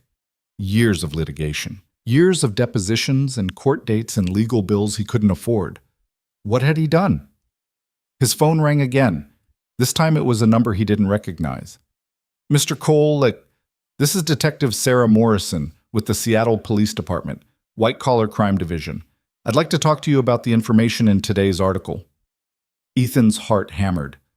"Am I in trouble?"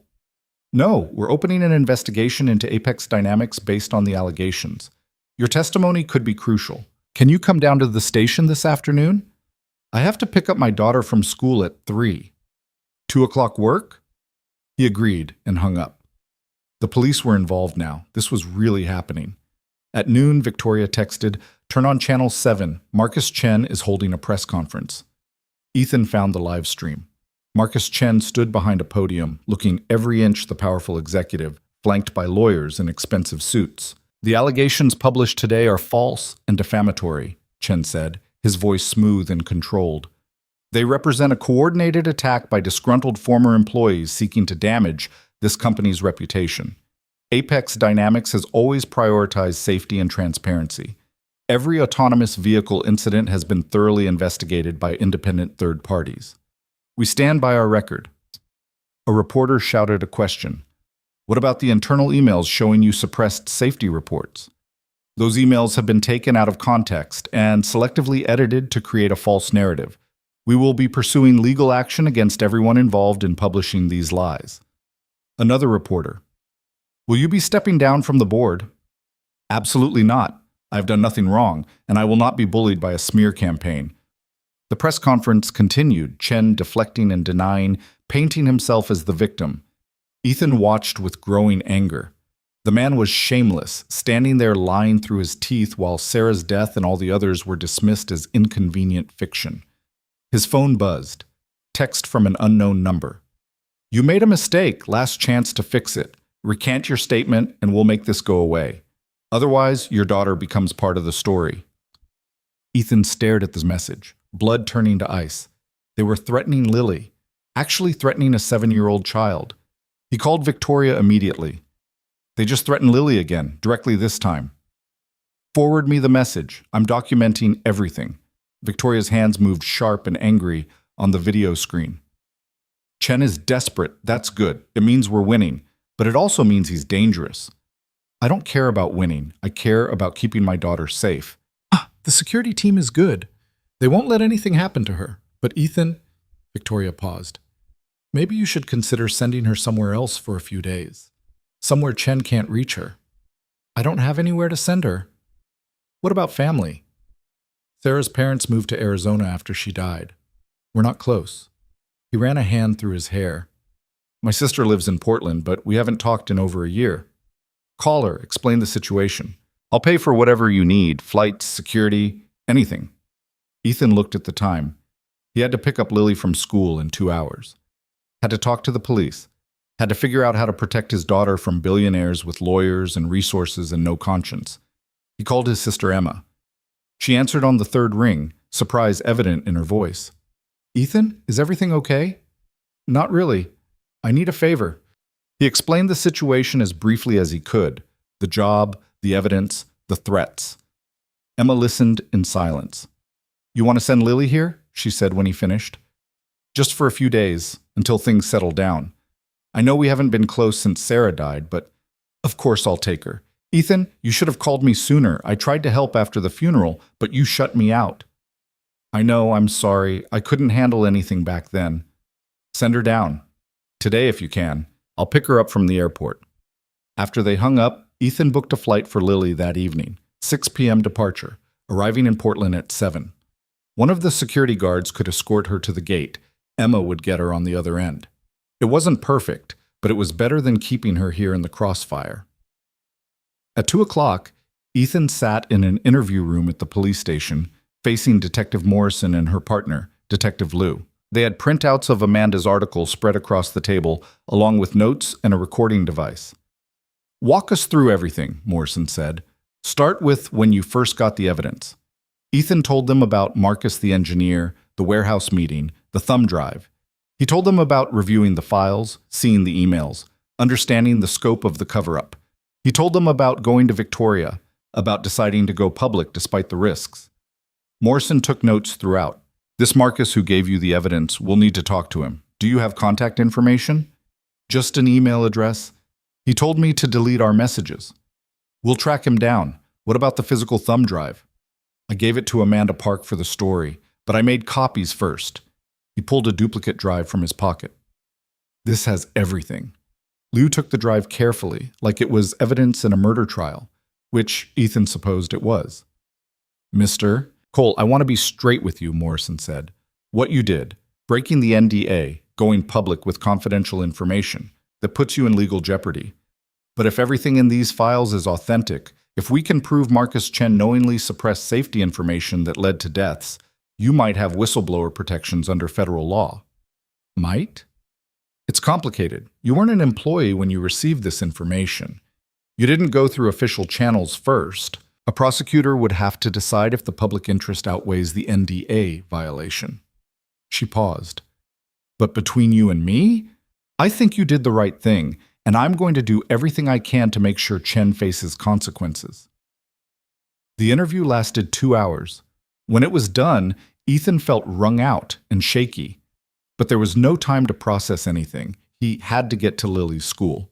He arrived at pickup to find more reporters waiting. The security guard ran interference, keeping them at a distance while Ethan hurried Lily to the car. Who are those people? Lily signed as they drove away. Reporters. They want to ask me questions about work stuff. Is it bad? It's complicated. He glanced at her in the rearview mirror. Listen, I need to tell you something. You're going to go visit Aunt Emma for a few days. Lily's eyes widened.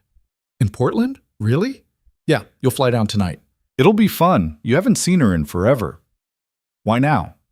Ethan chose his words carefully.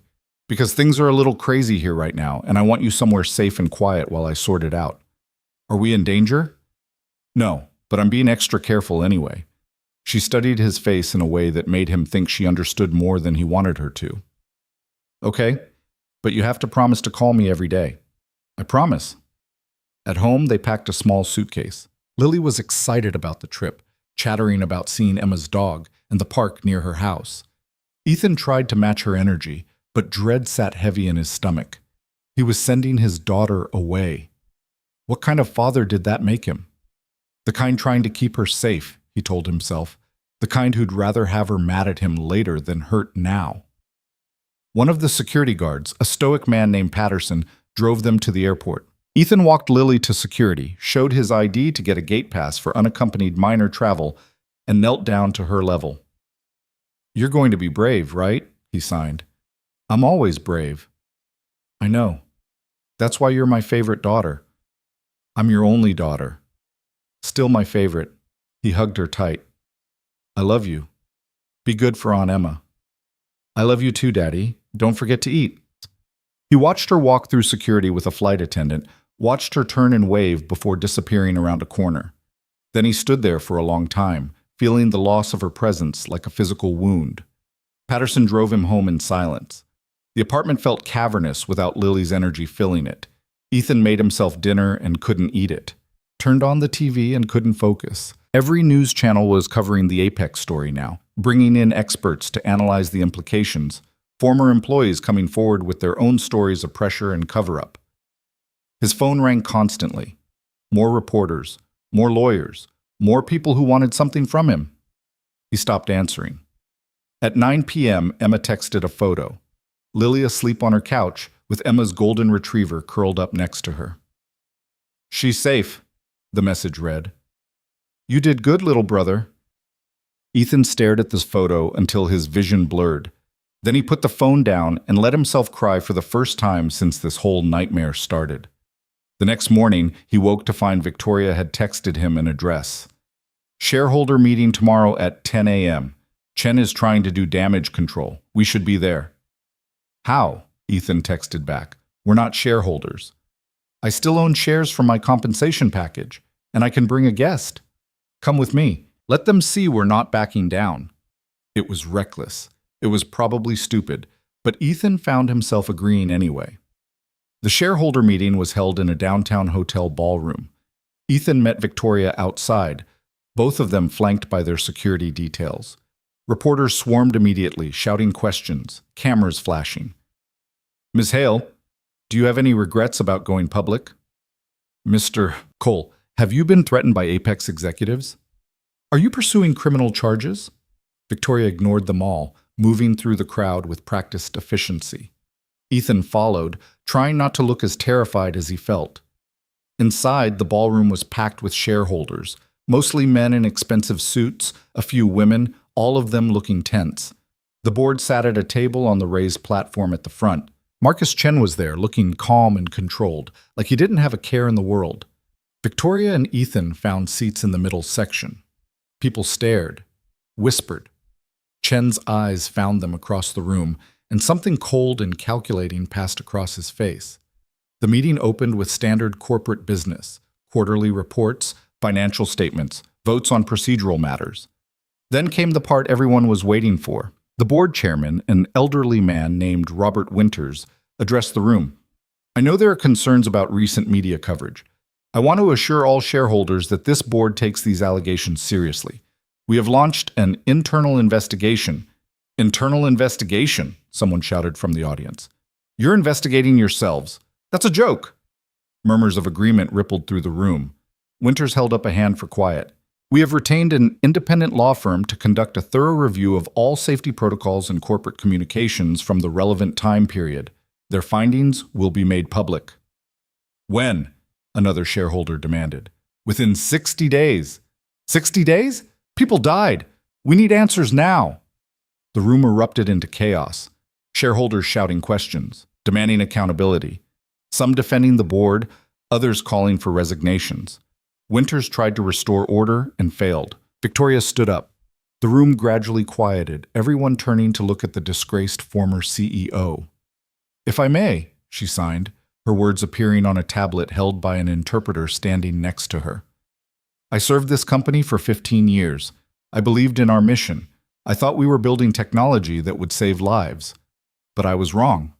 Or rather, I was naive. Because while I was focused on innovation, others on that board," she gestured toward Chen, "were focused on profit at any cost."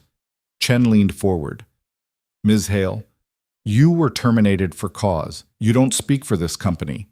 No, I speak for the people this company killed.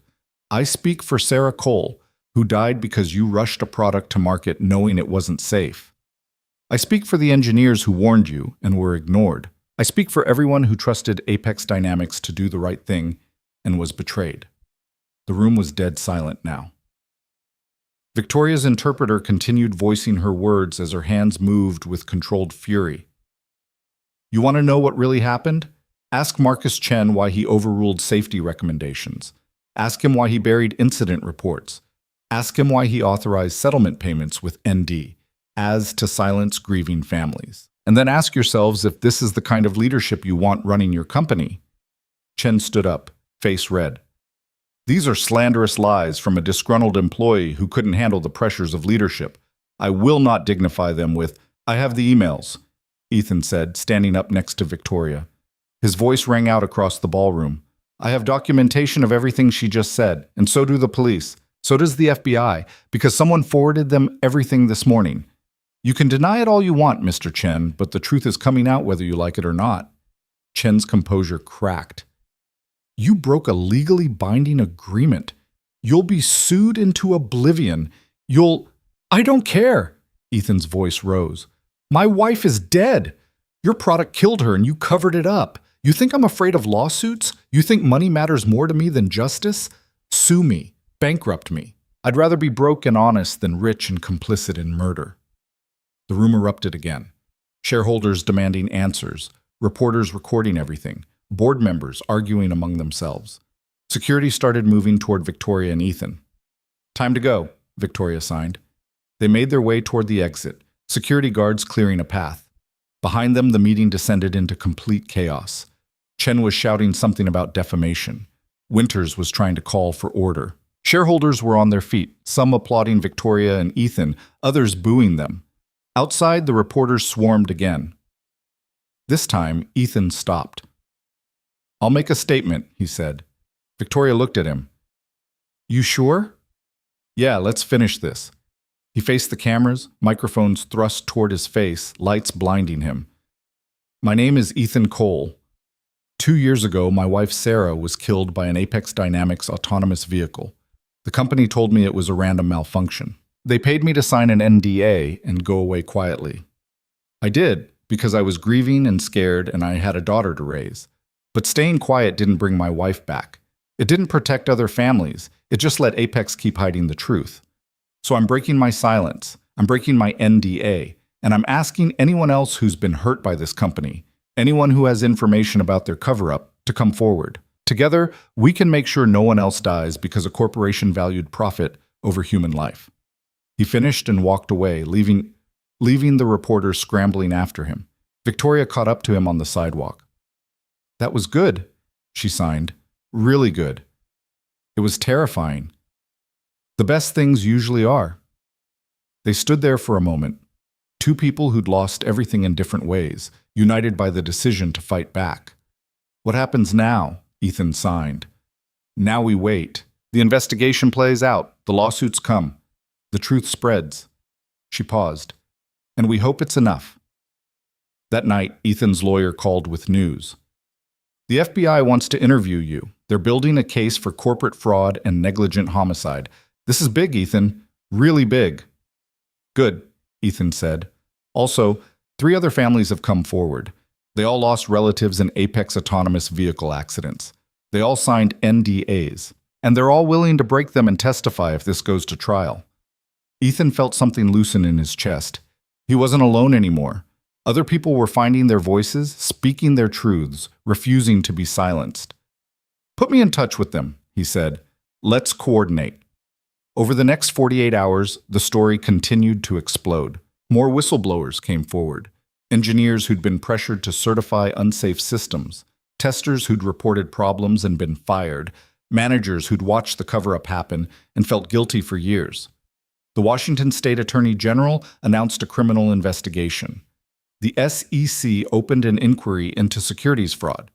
Apex's stock went into freefall, losing half its value in 3 days. And through it all, Marcus Chen maintained his innocence, hiding behind lawyers, issuing statements, threatening everyone who spoke against him. but his armor was cracking. The board quietly asked for his resignation. He refused. 2 major institutional investors publicly called for his removal.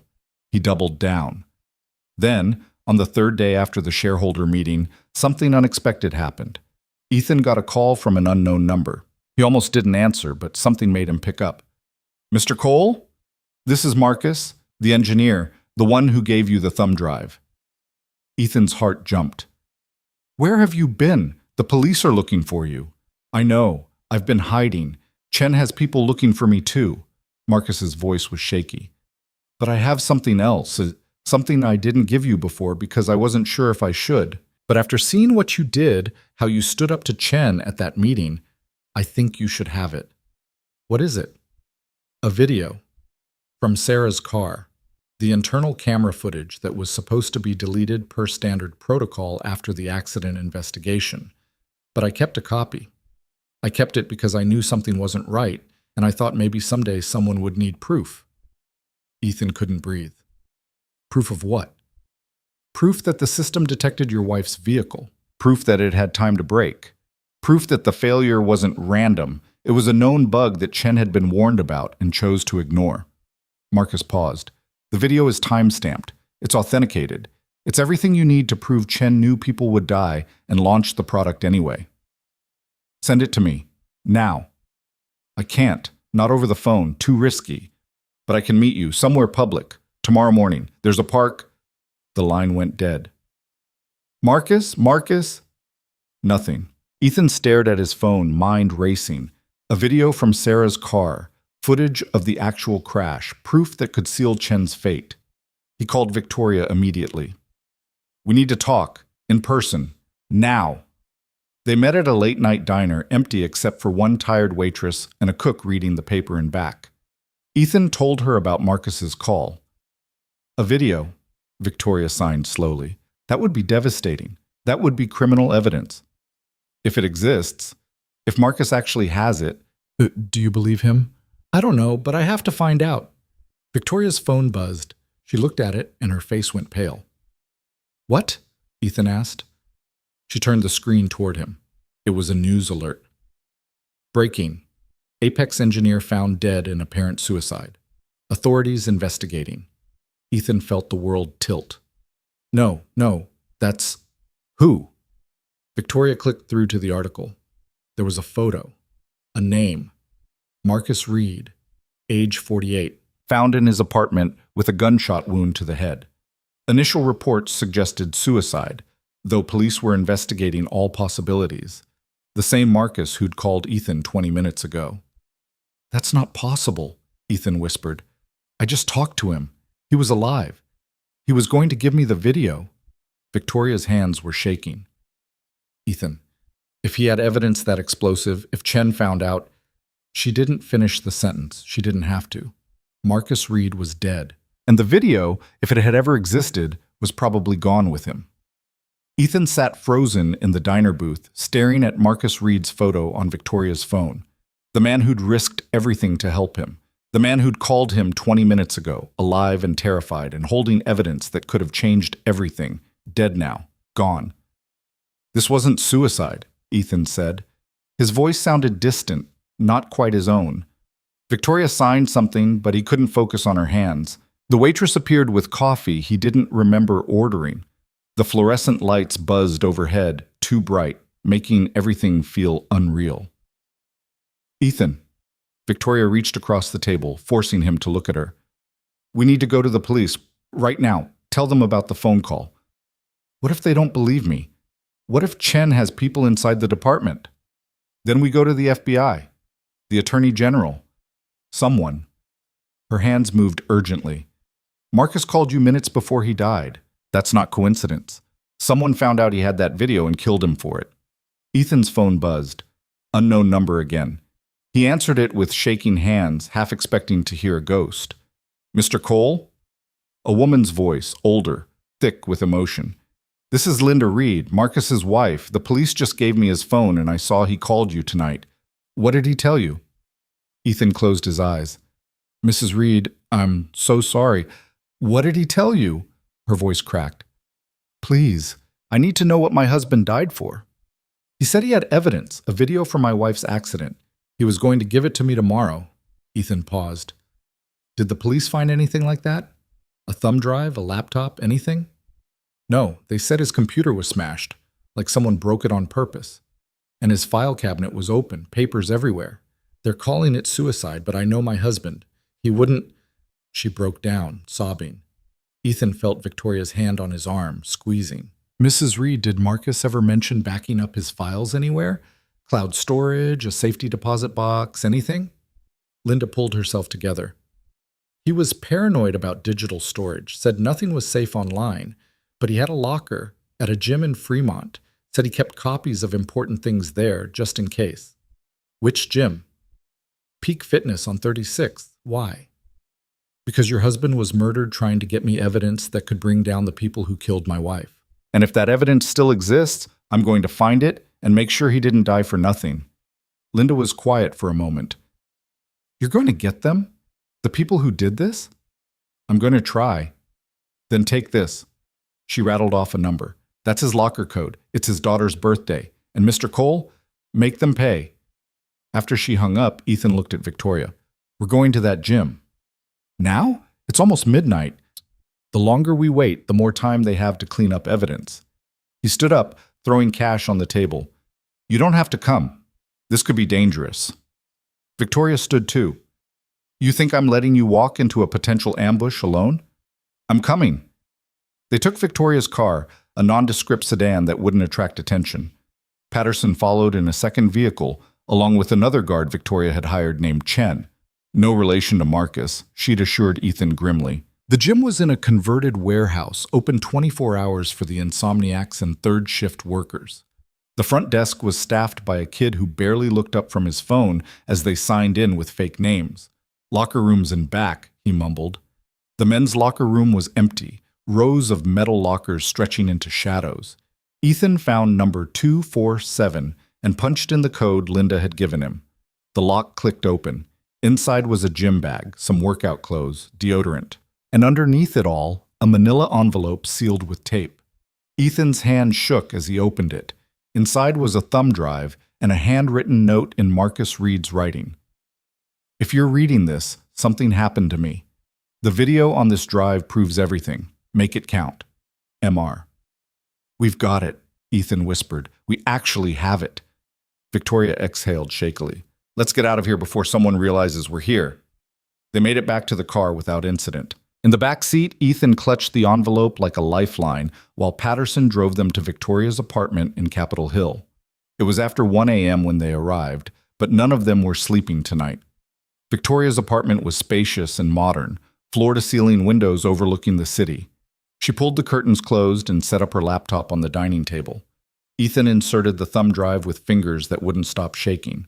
There were 3 files. 2 were documents, technical analyses of the navigation system's failure modes, time-stamped emails showing Chen's direct orders to suppress safety warnings. And the 3rd was a video file labeled Cole_Sarah_internal, _cam_final.mp4. Ethan stared at the file name, his wife's name, the last moments of her life. Did he really want to see this? You don't have to watch it, Victoria signed gently. I can review it first, tell you what's on it. No, I need to see it myself. He clicked play. The video opened onto the interior of Sarah's car. She was visible in profile, driving, focused on the road ahead. The timestamp showed it was 4:47 p.m. on November 15th, 2 years ago, the day she died. Ethan watched his wife check her mirrors, adjust the radio, tap her fingers on the steering wheel to some song he couldn't hear. She looked tired but happy, alive, completely unaware she had 3 minutes left to live. The autonomous vehicle appeared in the frame, approaching from a side street. Sarah saw it, slowed, preparing to yield. The car should have stopped at the intersection. Instead, it accelerated. On the video, multiple warning lights flashed on Sarah's dashboard. Collision alert, emergency braking, systems failure. But the car didn't brake. It just kept coming. Sarah's expression changed from calm to confusion to terror in the space of 2 seconds. She hit the horn, tried to swerve, but there was nowhere to go. The impact happened off-screen, but the audio captured it. Metal crashing, glass shattering, Sarah's cut-off scream. Then silence. Then the automated emergency call system activating. Then nothing. Ethan realized he was crying, tears running down his face unchecked. Victoria's hand found his shoulder, squeezing. Patterson and the other guard had looked away, giving him privacy in his grief. "There's more," Victoria signed after a moment, pointing at the screen. Ethan wiped his eyes and looked.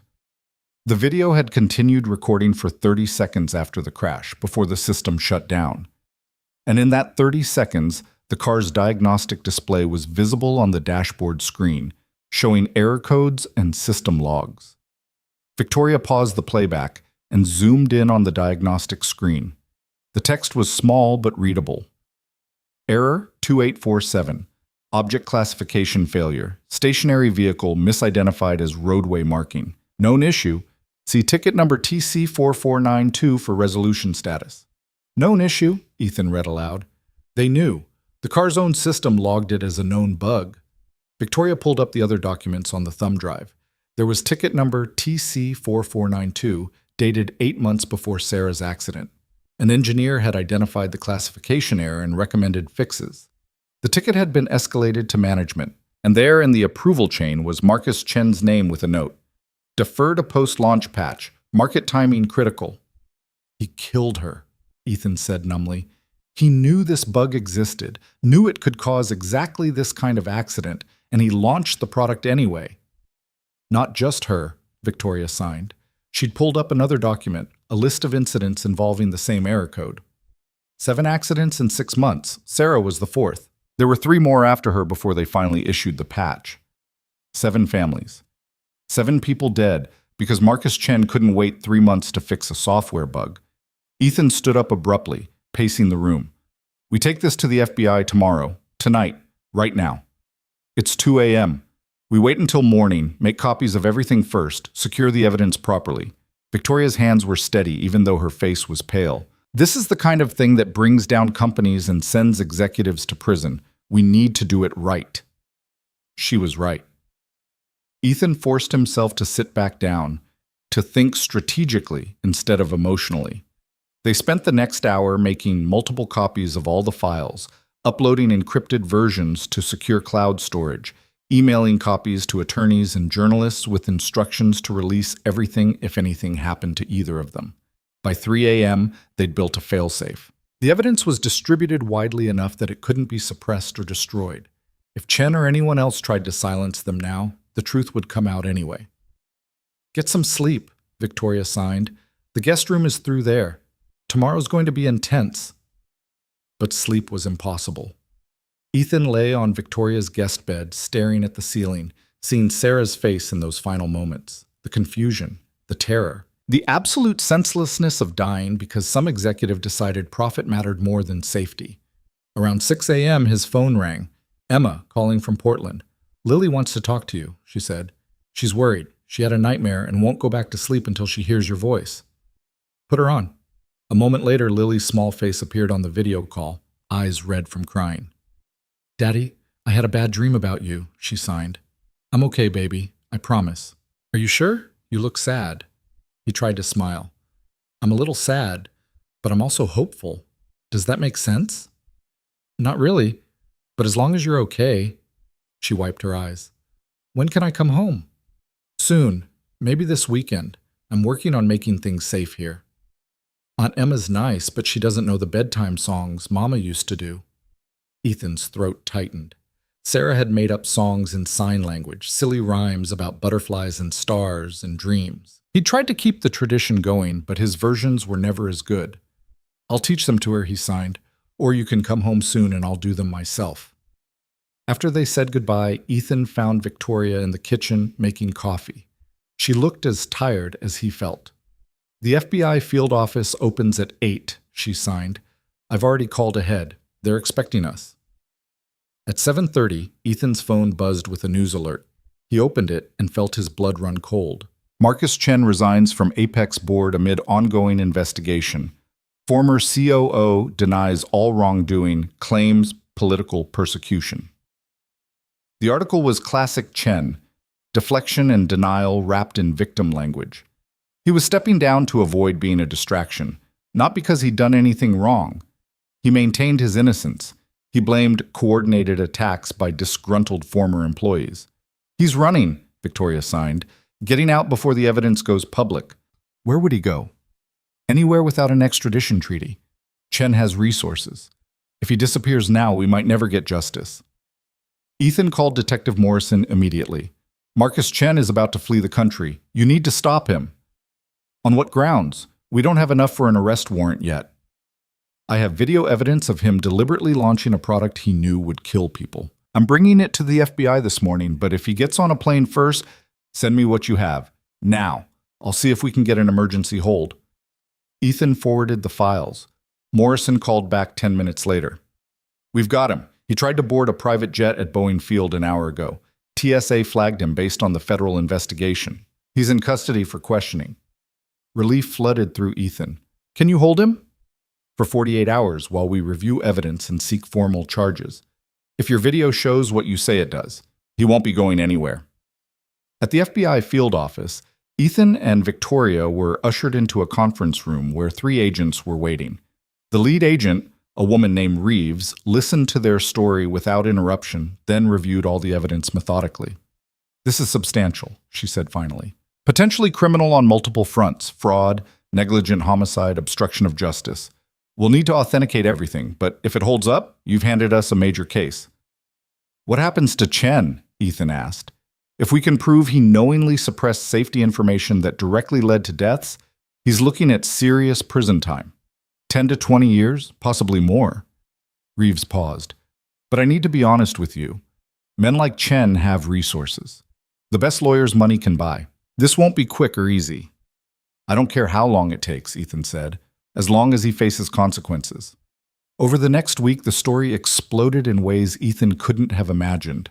The video from Sarah's car leaked, not from him or Victoria, but from somewhere inside the FBI. Suddenly, everyone could see what Ethan had seen: a woman going about her day, completely innocent, killed by a bug that executives had known about and ignored.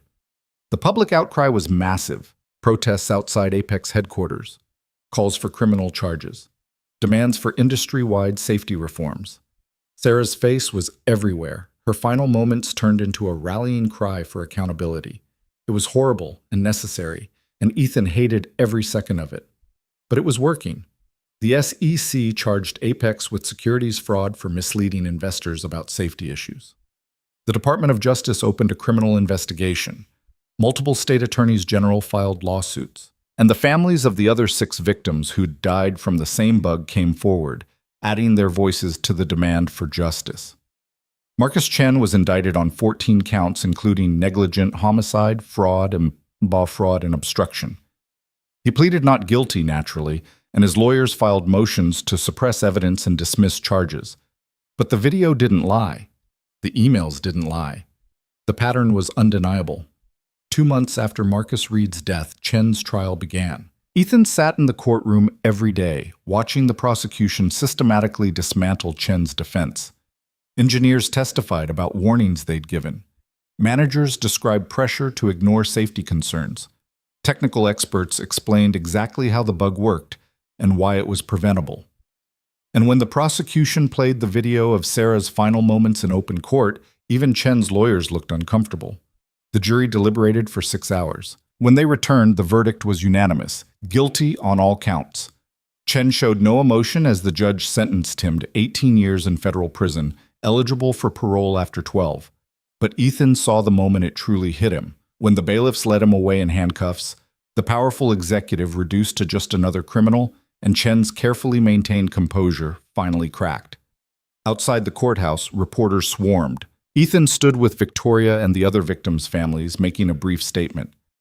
"Today isn't about revenge," he said. "It's about accountability. It's about making sure that no company, no matter how powerful, can put profits ahead of human lives without facing consequences. My wife Sarah died because Marcus Chen made choices that valued money over safety. 7 people died.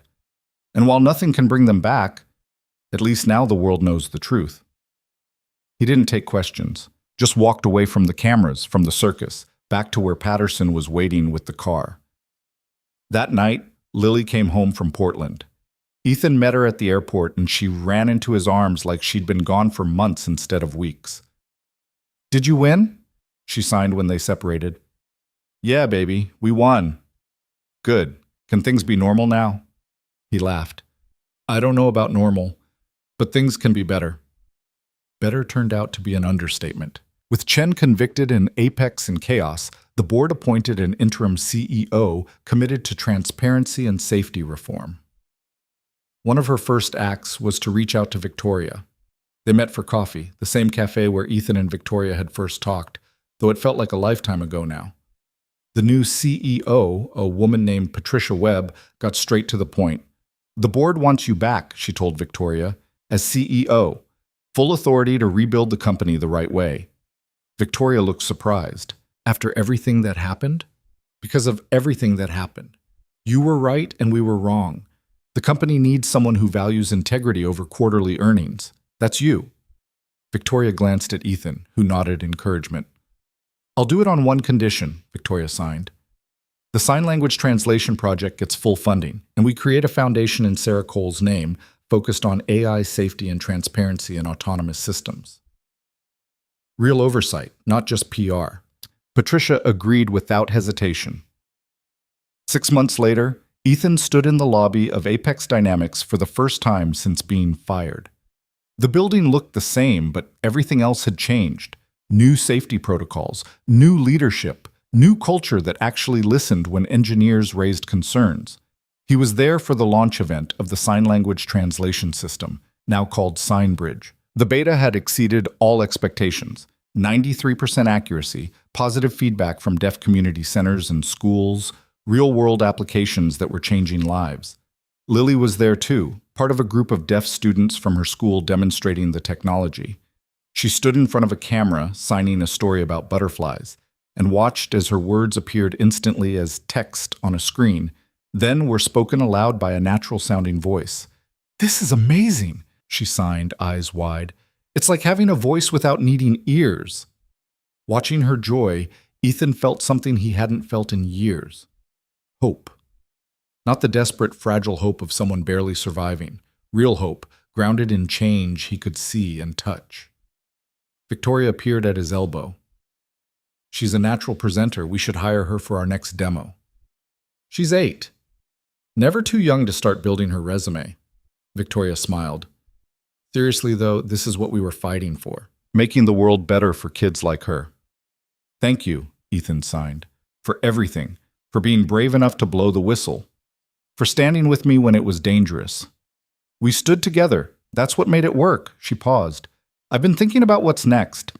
The foundation needs a director, someone who understands both the technology and the human cost of getting it wrong. Someone like you." Ethan stared at her. "You're offering me a job? Again?" "Not a job. A mission. Running the Sarah Cole Foundation for AI Safety. Setting standards for the industry. Making sure what happened to your wife never happens to anyone else's family." Victoria's hands were serious. "I can't think of anyone better qualified." "I'm not qualified at all. I'm an unemployed architect who got lucky. You're a father who refused to stay silent when powerful people wanted you to disappear. You're someone who risked everything for truth.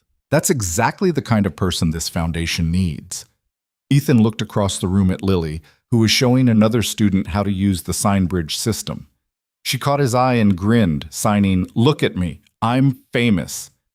He thought about Sarah, about the future she'd wanted for Lily, about the world he wanted his daughter to inherit, about the choice between safe silence and dangerous honesty. "Okay," he signed to Victoria. "I'll do it." The foundation launched 3 months later, funded by Apex's settlement payments to victims' families and donations from tech companies scrambling to show they took safety seriously. Ethan hired former engineers and safety advocates, built partnerships with universities and regulatory agencies, created transparent testing standards that the industry initially resisted and gradually adopted. It was hard work, frustrating work, but meaningful in a way nothing else had ever been. A year after Chen's conviction, Ethan took Lily to visit Sarah's grave for the first time since the trial. They brought flowers. Butterflies, naturally, Sarah's favorite. Lily had drawn a picture to leave at the headstone. 3 people again, but different this time. Sarah was in the middle, arms around both of them, everyone smiling. Do you think Mama knows what you did? Lily signed. About catching the bad man? I don't know. Maybe. I think she does. I think she's proud of you. Ethan felt tears prick his eyes. I think she's proud of you too. You're turning into an amazing person. Obviously. I'm 8 now. Basically an adult. They sat there for a while in comfortable silence. Then Lily asked, Daddy, can I try the cochlear implant? Ethan's heart skipped. They'd talked about it on and off, but Lily had always been hesitant before. Really? You're sure? I'm curious about what things sound like. Birds and music and your voice? She paused. Not because being deaf is bad. I like being deaf. But maybe hearing could be good too, like having both. Yeah, baby, we can do that. We'll talk to the doctors, figure out what's involved. 6 months later, Ethan sat in a hospital room while a surgeon activated Lily's cochlear implant for the first time. She'd had the surgery 2 weeks earlier, and now came the moment to turn it on and see if it worked. The audiologist powered up the external processor. Lily's eyes went wide. I hear something, she signed frantically. It's weird. Is that normal? That's the processor activating, the audiologist said, and Lily's eyes got even wider. I heard you. I heard the words. She looked at Ethan. Say something, please. Ethan's voice stuck in his throat. Hi, Lily. I love you. Tears streamed down her face. That's what you sound like? That's your voice? Yeah, baby. That's me. She made him say it again and again, listening to each word like it was the most precious thing she'd ever heard. Then she made the audiologist talk, made the nurse talk, made Victoria talk. Victoria had insisted on being there for the activation. Everything sounds different than I imagined, Lily signed, still listening to the world around her. But good different, amazing different. The adjustment took months, learning to process sound, to separate noise from meaning, to use the implant effectively alongside her sign language. But Lily approached it the same way she approached everything, with determination and joy and an infectious enthusiasm that made everyone around her want to help. By her 9th birthday, she was functionally bilingual in sound and sign, moving effortlessly between both worlds. She still preferred signing with Ethan and her deaf friends, but she loved being able to hear music and birds and the crunch of leaves under her feet in fall. Best of both worlds, she told Ethan one night at bedtime. Like Mama wanted. 2 years after the trial, Ethan stood on stage at a tech conference, delivering the keynote about AI safety and corporate accountability. The room was packed with engineers and executives, the same kind of people who'd ignored warnings at Apex, but they were listening now. My wife died because people who knew better chose money over safety, Ethan told them. But she didn't die in vain. Her death sparked changes that are saving lives today. Mandatory safety testing, transparent incident reporting, real consequences for executives who cut corners. These aren't just good ideas. They're the law now, in large part because enough people demanded it after learning her story. He showed the video, not the crash itself, but Sarah's face before it happened. Happy, alive, human. This is who we're protecting when we build technology responsibly, he said. Real people with families who love them. Every time you skip a safety test or suppress a warning or rush a product to market, remember this woman. Remember that your choices have consequences beyond quarterly earnings. The applause was thunderous. But more importantly, 3 companies announced new safety initiatives that week, citing his speech as motivation. Change was slow, but it was happening. Victoria rebuilt Apex into something genuinely focused on innovation with integrity. The company's stock never recovered to its previous heights, but it became known for products that actually worked, actually were safe, actually lived up to their promises. SignBridge became the industry standard for real-time sign language translation, used in hospitals and schools and courtrooms worldwide. She called Ethan one evening with news. We just got approval from the FDA. Apex is partnering with a medical device company to build assistive technology for deaf children in low-income families. Subsidized cochlear implants, free hearing aids, speech therapy support, the whole thing funded by the foundation. Sarah would have loved that, Ethan said. I know. That's why we're naming the program after her. The Sarah Cole Hearing Access Initiative launched 6 months later.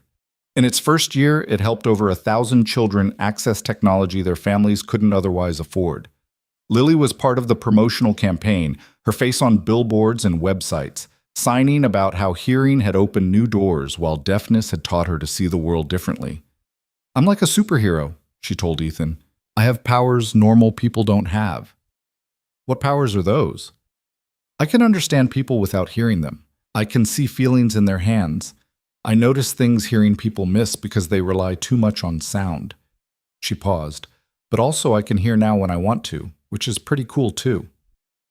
5 years after Sarah's death, Ethan took Lily to Mercy's Café, the place where everything had started. Tracy was still there, older and friendlier, no longer the thoughtless waitress who'd snapped at Victoria that rainy morning. They ordered pancakes. Lily made a face. "Still too fluffy." "Some things never change. But some things do," she pointed out the window. "Like that." Ethan looked. Across the street, a new building was going up. The sign out front read, "Future Home of Cole Community Center, a deaf-accessible space for all." The center was another foundation project, funded by settlements from Apex and donations from tech companies trying to prove they'd learned their lesson. It would house sign language classes, deaf culture programs, assistive technology training, and spaces for the deaf community to gather and connect. The groundbreaking was next week. Ethan was giving a speech. Lily was signing the Pledge of Dedication, and somewhere in the building's design would be a memorial wall with Sarah's name and the names of the 6 other people who died from the same preventable bug. "You did good, Daddy," Lily signed. "We did good. You, me, Victoria, everyone who refused to stay quiet. Is it enough? Does it make up for losing Mama?" Ethan considered the question carefully. Nothing makes up for that, but maybe it means something that her death led to changes that saved other families. Maybe that's the best we can do, make meaning out of loss. Lily thought about this, her expression serious. "I think Mama would say that's exactly right." They finished their pancakes and walked to the park where Ethan had first met with Victoria to discuss the job offer that changed everything. The bench was still there. They sat together, watching the water, comfortable in their shared silence. Ethan's phone buzzed. Text from Victoria.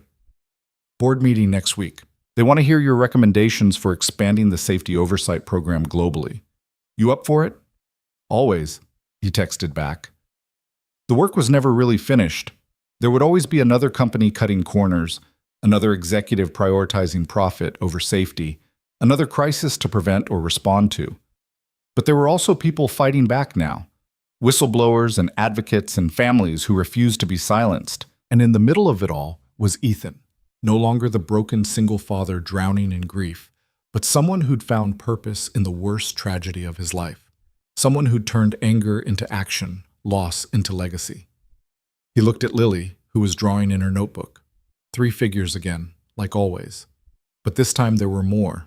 Victoria, Mrs. Chen, Emma, the security guards, the other families from the trial. A whole community of people who'd come together to fight for something that mattered. "What do you want to do today?" he signed to Lily. She looked up, considering, "Can we get ice cream and then go to the library? And then maybe work on that presentation for the center's opening?" "That's a lot for one day."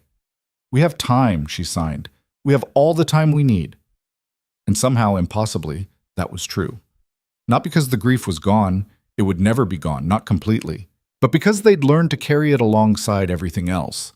The loss and the hope, the anger and the progress, the memory of who Sarah had been and the legacy of what her death had sparked. They got their ice cream and went to the library and spent the evening working on presentations for the community center opening. And when Lily went to bed that night, she drew one more picture.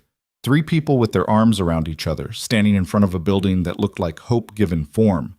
Ethan taped it to the refrigerator next to all the others, this visual history of their healing. Then he sat at the kitchen table with his laptop, answering emails about safety standards and foundation business, and the 1,000 small tasks that made up the work of changing the world, one policy at a time. Outside, the rain had started again, Seattle being Seattle. But inside, the apartment was warm and safe and filled with purpose. Somewhere in the city, Victoria was probably still at her office, working late on the next innovation. Somewhere in Portland, Emma was sending him pictures of her dog with hearts and promises to visit soon.